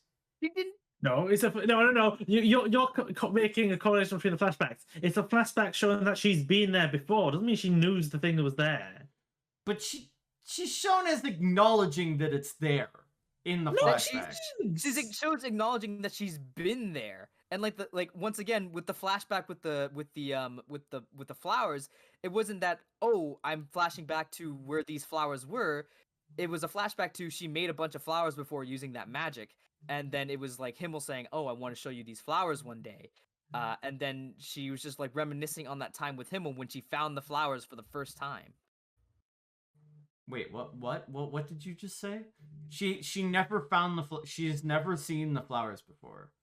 Yes. She didn't find them for her first time. No, she found when she first found the flowers on the roof. Okay, there you go. Yeah, that was the first time seeing them. Yeah, that's what I was. Yes. Yeah, she flashed back to a time where she remembered casting magic for her friends. Yes. And they were like, we're talking about flowers. She turned to Himmel saying, is there any flower that you want to see? He's like, I want to see my hometown flower. But you can't. She's like, I can't make flowers I haven't seen. And he's like, well, then I should show you them one day. My only issue is that she should have known, or at least come back to that location within the years that she was looking for the notes. My only issue is this 17-page document of issues that I have. Shut the fuck up. Okay. Those are my contrivances. I don't feel like those I feel like those are all fair. I just think that you guys are willing to let them pass because you enjoy the narrative. I think you're being insanely harsh for no reason on it, to be honest. I don't feel like I feel like these are genuine points. I don't feel like they're genuine. I feel like they're fair. They may be... Like there's no wrong way to read a fucking book. Wrong. They're wrong. You're reading it wrong. There's no Okay, wrong way to read a book. Okay. You're reading it upside down. Okay. Let me just say, you're able to read a book in whatever way you want. Yes, And I if you am have able. And if you have issues with it, that's completely fine. And if you still have issues with it, that's also completely fine. However, I do feel like my attempts to explain how I think and how I viewed it and how I personally saw it through my lens and try and help you see it how the way I saw it have just been brushed aside. I understand what you're pointing I to. started to feel Abel just read a different manga than for me and Toro, because me and Toro on the same page. I mean, I get. No, you guys aren't. You were talking just a moment ago about two different things that you understood earlier, but yeah, no, I mean, I am hearing what you're saying, but for me, those issues are like they're not like, because I get what you're talking about in terms of the squirrel, and it does make sense, but it just doesn't seem fair that the one time she thought to follow a squirrel, she's been looking for 6 months. But squirrels don't bury their food until winter. That was the whole point. But seasons aren't seasons like, there's not enough pretense for the seasons mattering in the manga for me to give that like reason It's to time. it. It's time to her. It was like the whole narrative piece at that point was I want to find flowers so I can make flowers at this statue, and she's like I can she's like I need they start looking, and they start looking for 6 months. But to her, 6 months is a drop in the bucket. But to Fern, 6 months is half a year. And so Fern starts to like say, "Oh, we're like we spent a lot of time." Fira starts to learn that time means different to Fern, and she's her traveling companion. And then she was more than likely looking the entire time, but she was also waiting for winter because she knew the squirrels would start storing their seeds. I don't in think winter. that's what she's characterized as waiting for. Like that is a cool thought, and that did make me think for a moment. But Furion isn't like portrayed as the kind of. There are times when she is and she isn't. Because the thing with the demon portrays her as, you know, thinking over long spans of time and planning things that way. But then she's seen as not very insightful when it comes to, like, thinking about things long term. Well, she thinks about she thinks long terms in terms of like elven years, but And I agree. She doesn't equate that to humans, because in that chapter it showed that Himmel, for as long as he was alive, he came back once a year to make sure that the seal was still good. But to her, she was like, this seal will last 80 years, give or take. That's fine. That's enough time for me to figure out a way to defeat the guy. And then she did that. She spent the 80 years and came exactly when she Not knew only time that, would break. Not only that, that was a good like example of how time is differently. And she's like, 80 years is a long time for humanity, because not only did humanity figure out how to like counter the spell became common knowledge to the point where it's like it's not even like a dastardly killing spell anymore. It's just standard offensive magic. I did like that. That was a cool characterization, and I do like what they're trying with Firion. It doesn't hit for me because she's seen as, I see her as very inconsistent when it comes to the things. I don't see that at all. I don't see that at all. Because she's seen as a meticulous planner. Okay. No, where? We just said 2 examples. No, like it's certain she's a meticulous planner in the long term, but like she's rather sloven and not really much of a planner in the short term. She's extremely. And I agree. That's what she's portrayed as.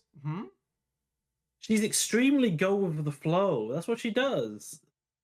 She literally just goes to a place and she's like, okay, I'm going to stay here for the next 3 years and clean a beach. Like, she just does if she's planned for that. Yeah, but she's seen as, so there's, and that's my issue.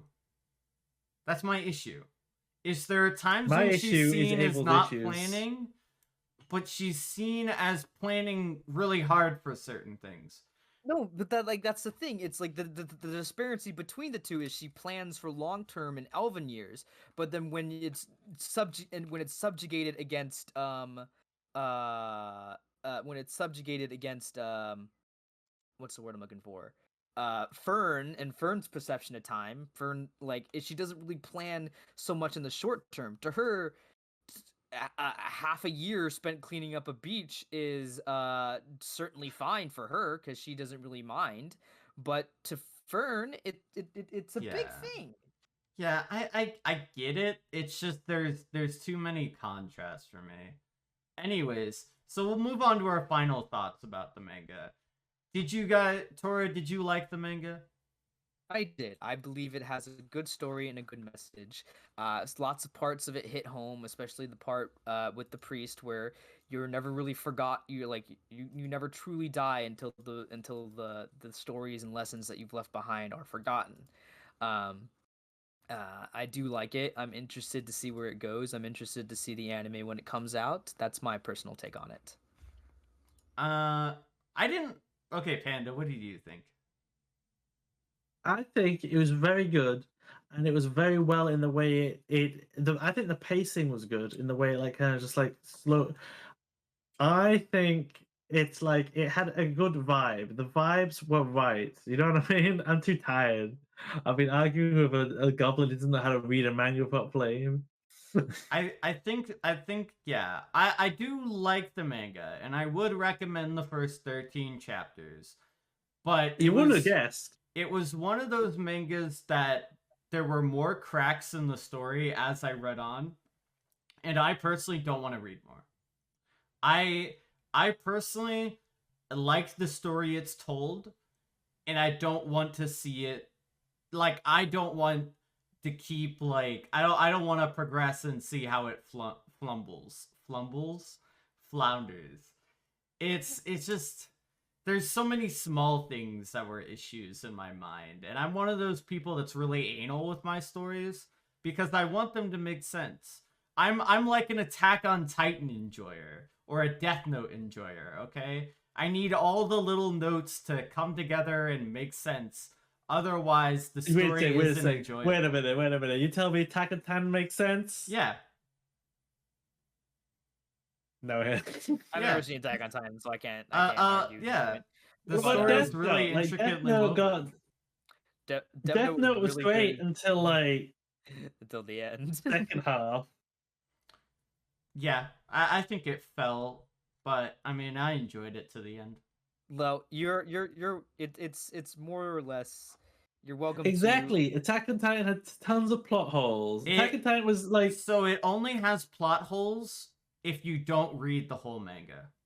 If you don't. So what you're saying is you can't say anything about Furin until you read the whole manga. Okay, we're gonna have to read the whole thing. But Furion isn't as like it isn't the same. Why? Because Attack on Titan, a lot of it you ask questions, right? Okay. We're not gonna have this argument. We're ending it. We're ending it. This isn't a mystery. This isn't a mystery manga, though. It's not. It's a different. It's a character study manga. Yeah, a bad one, but still a character study manga. We didn't even get to the. We didn't even get to two of the main characters, but that's fine. Do you guys want to read? Do you guys want to read Bugle Call, or do you guys want to end it here? How long's the chapter? I have not read chapter 2. I've only read chapter 1. You only need to read. We were gonna open up chapter 2. So read chapter 2, and it should get us through to the end of the stream. Also, did you guys like the Furion to the side? I like Furion, but I can't buy into her character. It's completely alright to not enjoy a manga. I liked it. It is no. You just said I liked the manga. We're gonna have to rename Abel's Twitch to the Angry Manga Nerd, the Angie Mangy reviewer. Is that what we're gonna call the fucking podcast? The Angry Manga? No, just you. Just you. It is completely alright to not enjoy or to not relate too well to a story or to feel like things did not go well in your mind. It is completely fine. My only grievance with this whole thing was when I tried to explain things or like tried to voice my opinion, it was talked over and not really given any consideration. I don't want to say I just talked over it because I do get what you're saying and I did understand all that you mentioned. And like I said, I did enjoy some of the points that you brought up, Toro, especially about the squirrel in the winter, because that's something that I had not thought of before. I had not thought of Furian as a long planning thinker. And there's and there you brought up some really good points that I had not thought of before. And you know, you brought up some points that Sinner had not thought of before. Yeah. Yeah, you did bring up a lot. Uh and it is just that it is very hard for me to because I did grant you some points. You know, I do like the way that you interpreted the squirrel scene and a lot of other stuff. I'm not saying that your points aren't valid and I'm not trying to push them to the side. I am just a very headstrong person. Once I have an opinion, it's very hard to make me unfeel that opinion. But I do feel like you guys did a good job at fighting for the mango. And it was I fought back hard. It was the good mango, and I'm glad that we read it. I personally, it's not what I look for in a mango, but I did like the vibes, and the story it told is something that we can all relate to. Because the reason that I was so upset about it is because I related so hard to Furion. I feel in Furion's shoes, which makes me so upset that in my mind they don't do her character and a lot of the other characters justice. I mean, in my mind, it's barely even started. They barely had chance to do them justice. 13 chapters isn't a lot. That is true. I definitely agree with Eldritch on that. I like how their characters have been portrayed so far, but it has only been the first volume of a manga, and I hope that later down the line, they will continue to flesh these Next characters. week, we're reading volume 2. I would arguing over again. I would be willing to, but I just like it's not my kind of manga. It's not something that I would read in my. It's not something I would naturally seek out. Because I need those. Yes. I was about to say that's fine. Yeah. I like it when things make sense, and to my monkey brain that hyper focuses on things, it didn't make sense enough to me in some degrees. Okay.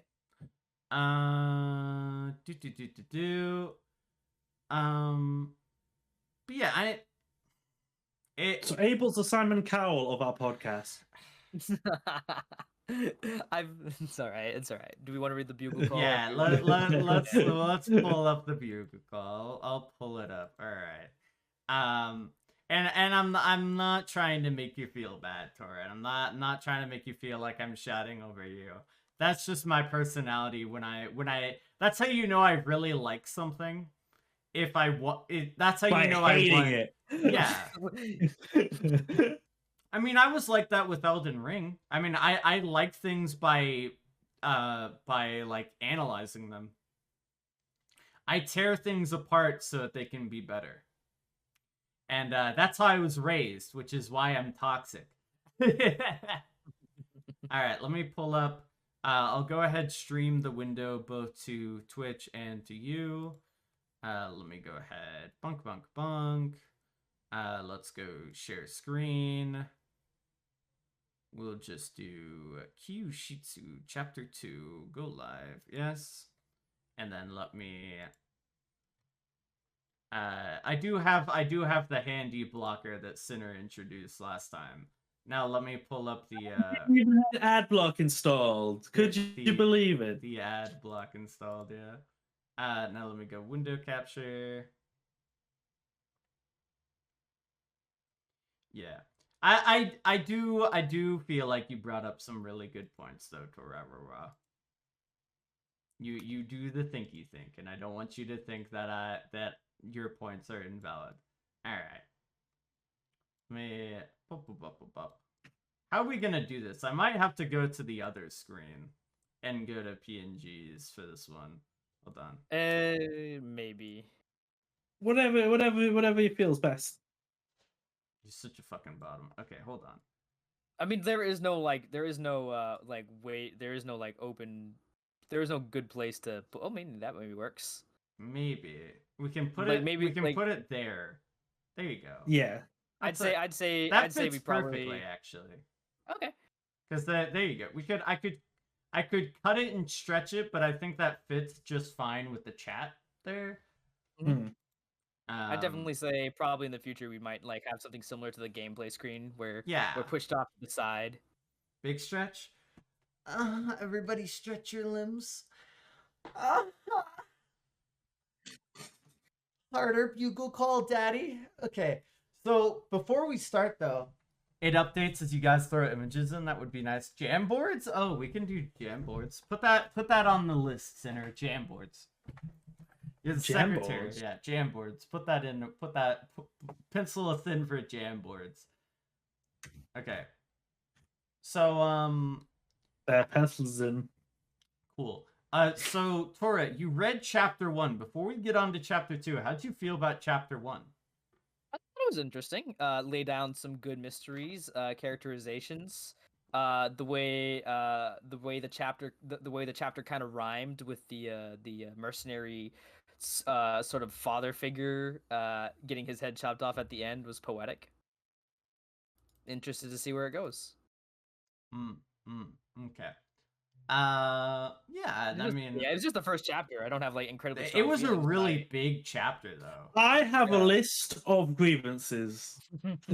I know you don't think that anally about it. You don't do homework like that, Sinner. All right, I'm too so tired to do homework. understandable. I mean, I stayed up till like 6 a.m. analyzing every character, looking at every. I looked at every page, and I was like, it does not do enough for this.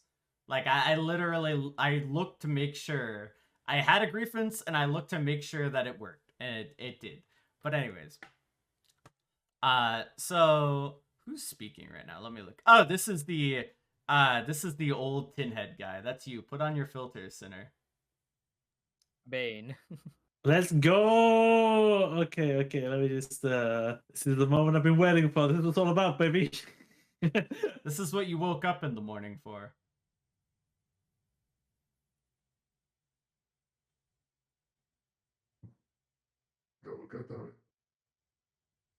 We hear you. It's like a seance with the dead. The tower is a remnant of an ancient yet advanced civilization. Clip, clop, clap, clap, clap. Clip, clap, clap. Within it rests a vast heritage of their culture and technology. It is thanks to this heritage that humanity has progressed this far. The tower is not only the source of our civilization, but also subject of religious reverence. It is governed by an institution, whose leader, of course, is me, the Pope. Does it make sense? The Pope. And This then is common sense, by the way. yeah, my bad for not knowing, but it was not my fault. I was raised by a bunch of idiots without common sense.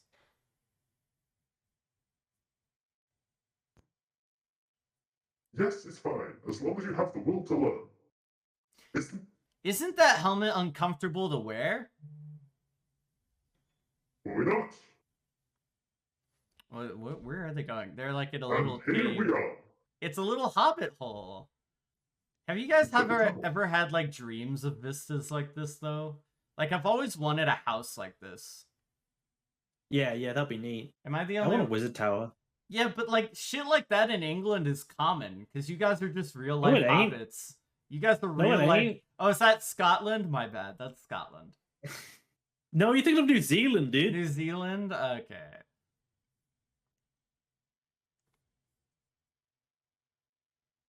And here we are. Where are we going? To your house. That's Starting kind of today. fucking weird. To your mom's house. I'm gonna fuck We're your mom. going to your house.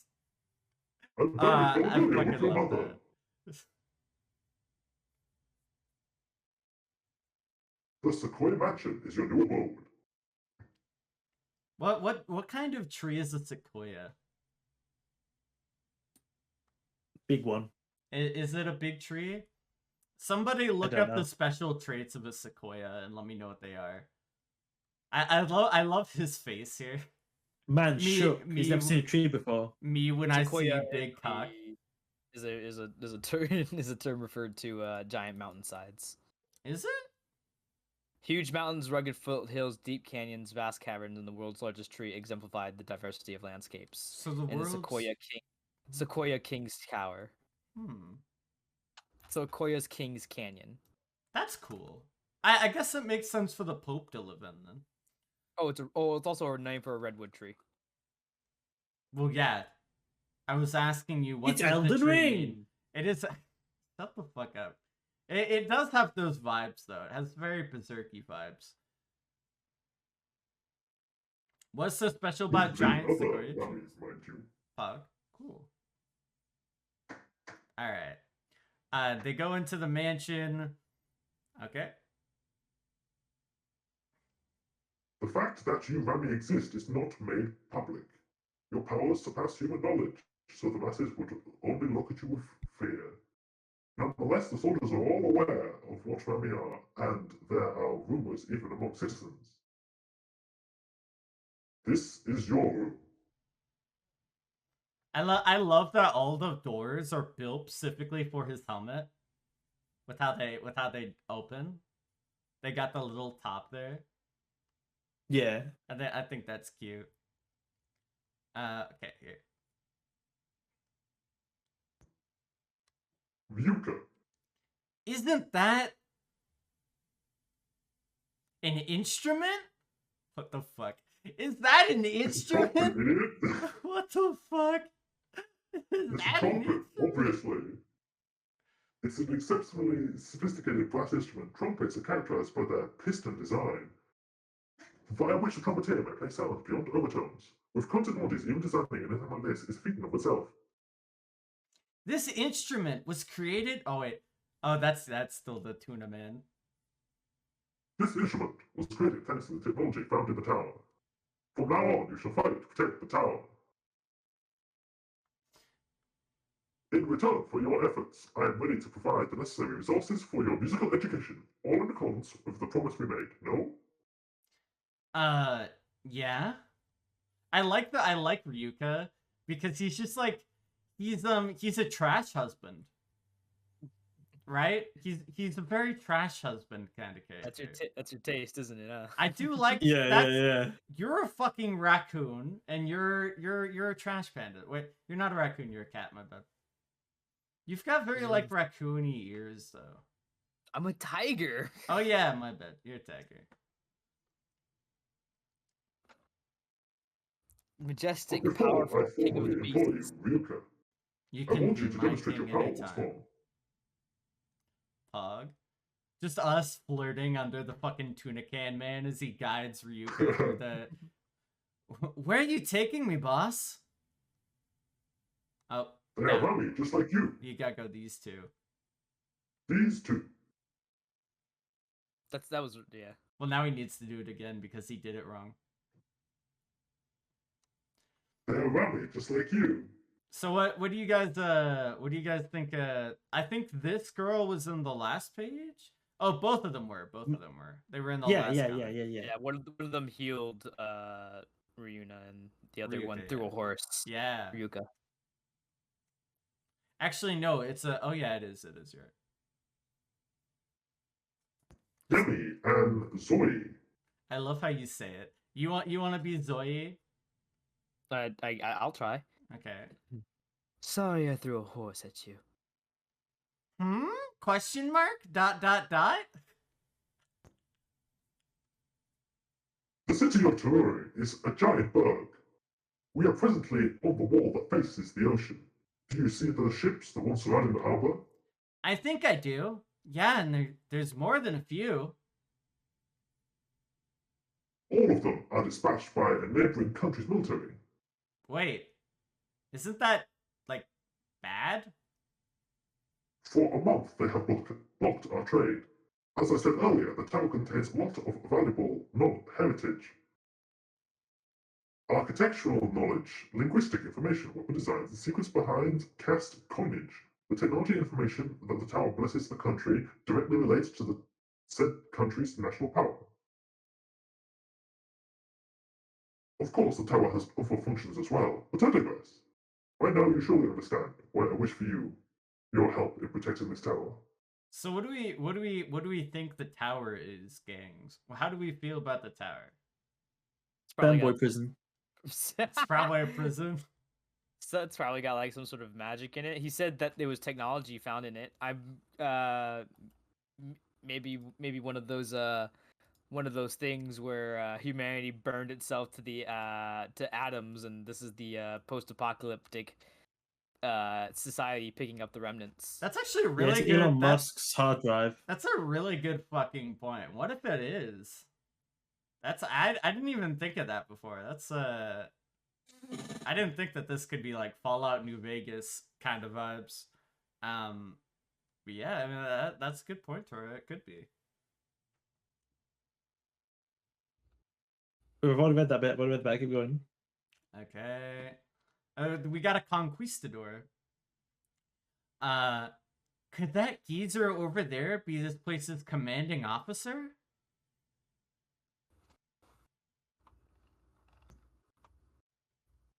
How are you doing, Piero? Would you like to be the conquistador as well, Tora? By all the NPCs, Can you put on the Spanish accent for us? I don't know. Your Holiness. That's not very Spanish. You gotta be like, wait, no, that's Italian. That's French. Oh shit! French. Why did I think it was Italian? This man is Piero, the imperator of the state. Imperator? I think this is the conquistador saying this. Oh, really? Oh, line up.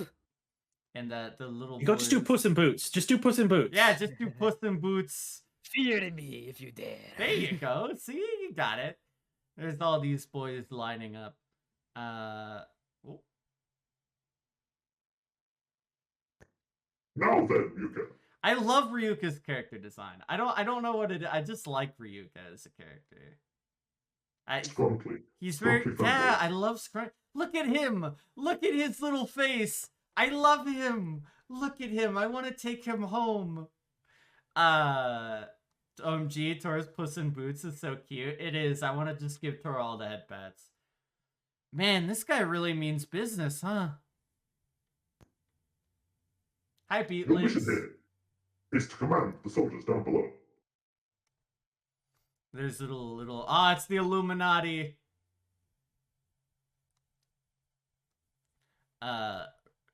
Hey, Captain. What was the reason we're still skulking around on this beach again? Either you can do this. Take a guess. Perfect. Damn it! Fuck you. Perfect. You took too long, Tori. You took too long. I don't know. I didn't know if elders wanted to read. They've been doing the something else. They've been doing the flute man the entire time. Flute man. Yeah, his helmet- Wait for siege weapons to arrive. How else are we supposed to penetrate that wall? his helmet's in the shape of Truly flutes. perfect. You really capture his character.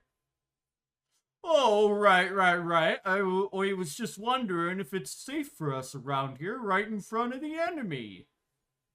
Well, safe as can be. Those fucking idiots. I bet they don't think our aim was just to block off the access to their harbour. We'll want for them to loosen their security, hit them right where they think they're all safe and sound. And Oh. that gate is our foolproof strategy, eh? Oh, I see. Well, I guess that means we'll be stuck here for a while. Beats being trapped in a vessel, eh? What the fuck is that? Why are they Oh, no. sweating? Mickey Mouse, is that you? All right. play the play your trumpet soundboard. I need a trumpet soundboard. You're so You right. need a Tomo. trumpet God damn soundboard. it. Yeah, for when we read this. And then the boys come out. Add over. Hi, Beatlinks. Hi, Dami, Mommy, Sylvanreal. How are you? That's all I got. I'm sorry. That's totally the sound. We're professionals. This is Tuna Can, man. I want you to eliminate every enemy soldier on that beach. So we were right about the plants, by the way. Look at them sprouting again. Yeah. This is a cool little... So, Tori, you weren't there, but we learned that the plants sprout on the horns when they actively use their powers. And for people whose powers are active all of the time, the plants are always sprouted. Mm.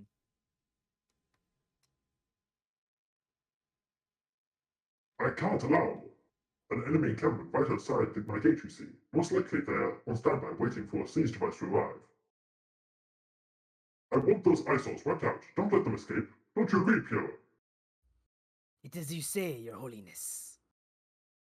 As you should. That is a great reaction to my TikToks. I'll grant your company. You're free to use it as deemed appropriate. This random fuck, like, oh god.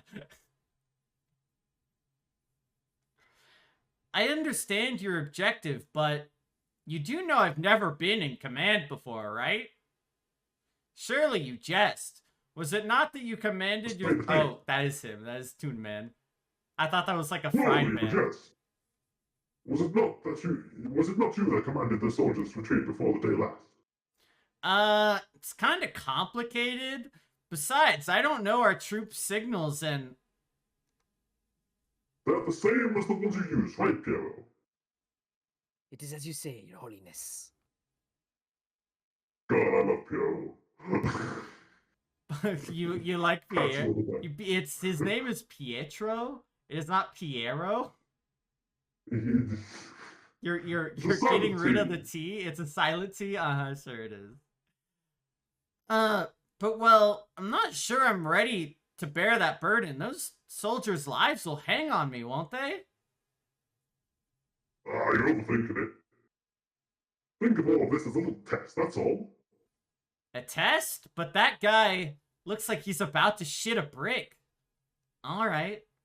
If I get to keep that instrument from before, then I'll do it. But in return, I don't want to hear any complaints on if I lose. But of course! Jeff over here is expendable, that's why he's shitting himself. That shit's a red shirt. Fail as many times as you have to. We humans learn from our mistakes after all. Fuck. Fuck. Mood. We'll just put the audio, the fuck audio on.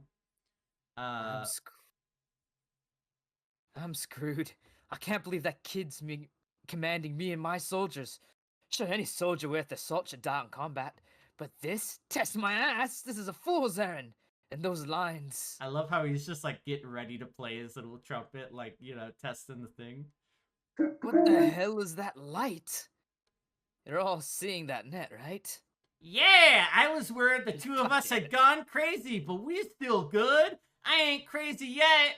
Those men over there are probably seeing it, too. It's gonna make it toot. Toot!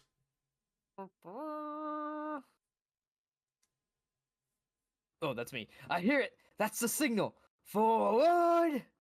And forward they march. Dum, dum, dum, dum. His Holiness said something about seeing the sounds, but that doesn't explain what the hell's going on. Double march! Why would you specify it as seeing sounds to your soldiers? Why would you not just say, there's gonna be some pretty lights, listen to them. Do what the lights tell you to. Wait, isn't this... Wait, sorry. Wait, isn't this bad? Fuck! We'll engage as well! I want everyone in square formation! Okay, right away, Mickey Mouse! Oh, what a weird feeling. My feet naturally find their way forward, matching the beat. Ray Shields. Just play some rave music over the fucking frog music that I use from the D&D. It's such a good song, though. I need to use it more. Make a frog dragon fight you guys. It feels as if that light is telling me what move to take next. They're coming! They're coming! They're coming! Oh god, they're coming everywhere! Oh, Fucking Lord. love you, Sinner. It feels like that kid's thoughts are flowing into my brain. Yes, that's how it feels, being guided by this duo of light and sound. This feels like a euphemism. Split! Oh god. No, they're really sprinting. Calvary! Hong Kong course noises. He's tooting. It just plays ska music. Just play ska music. Ska. In this thing, you know. Thinky noises. And these two fuckers just sitting there. I love the art, by the way. Can we just take a moment to admire the art? Like, it's so detailed. Even like the cracks in the fucking wall. It's so good. It's so every panel is so good. Yeah, that's what I was thinking reading Fiorin, though. Fiorin had some amazing art. I didn't think it was as like so the issue is the art in Furin is good, but the art made me think that it was more complex than you're supposed to take it. Because it was packed full of stuff. Where were we? Where were we? Here. By drawing those beams of light in the battlefield, he's conveying information not only by audio, but visually as well. Even complicated orders are conveyed instantaneously. That is how these soldiers could carry out such a coordinated maneuver. Don't you find it interesting? It is as you say. This is Not canon. only that, his ability has another interesting feature too. Hearing Ryuka's playing makes them feel good, apparently. I learned it from the prisoners taken from last battle. Moving in tandem with the sound felt good, they said.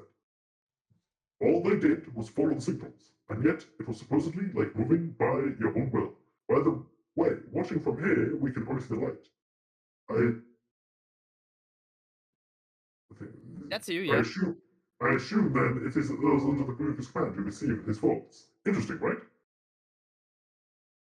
It is as you say. They're having that conversation as Ryuka is just fucking like blaring out trumpet noises. Tooting as hard as he can. Here's grandfather. He's back from the dead. That's a flashback. You listen, Ryuka. Doot doot doot. Doot doot doot. This might have come as a surprise to you, but wars are never won by idiots. Quick wits, coupled with basic knowledge, is all that matters. Any fool without those two traits, no matter how brave, will never get fucking anywhere. Got it? Doot doot doot. Shut up already, you old fuck. Doot doot doot. That's his mind thought when he's dooting. It's the trumpet talking. Oh god, Sinner's dead. Sinner died. Oh shit. Where did they go? Sinner? Oh, I think Sinner's Wi-Fi pup. Uh-oh. I was gonna say I have to bounce too. We're about like half an hour past where we said we'd end. Yeah, we can cut it here and then continue.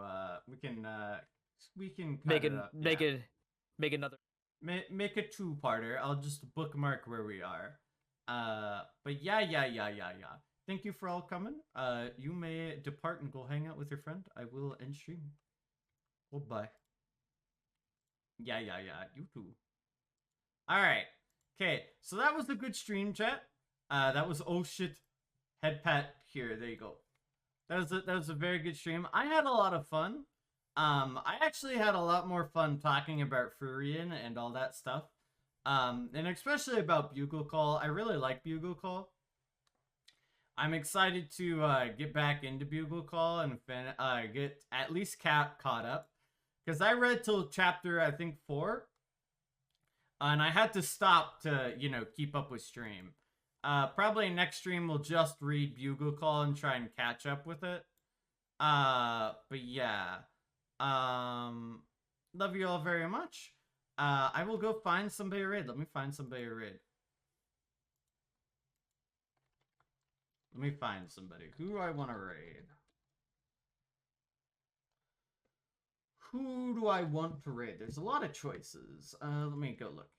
Who do I want to raid? Also, for all the new people, welcome. This was Mango Club. I hope you enjoyed the first, or technically second episode of Mango Club. If you did not, I'm sorry to hear that. Mama, let me find somebody to raid. Who do I want to raid? I'll raid the...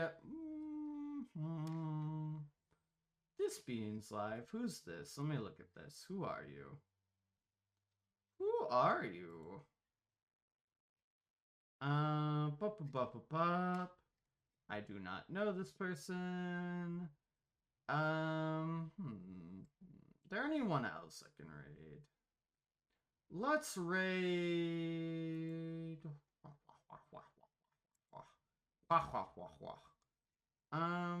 Who is this? Let me look at this. I gotta look at my different choices. Raiding stream, let's go. Yeah. I gotta look to see who I can raid. Who are you? Who is this? It's okay. Oh, internet fucking died. It's all good. You're all good, Bean. We'll continue next time on Dragon Ball Z Kai. We'll pick up next time. Okay. Is fun. Save our spot. I like reading parts. Yeah, you're very good at reading. You did a very good job. All right, we're gonna raid this person. I don't know where I met them, but they look cute, so we'll raid them. /raid. Bop. I have no clue where I found them, but they look cute, so give them a raid. Far more fun than arguing Abel's list of grievances. Shut up. Look, okay, that's just... It was civil discussion, but I'm sorry if that dragged down the content. I will make sure to format more. We'll as we go forward, we'll format how we want to do each session more. All right. I love you all very much. Mama, I'll see you all next time on Dragon Ball Z. Goodbye.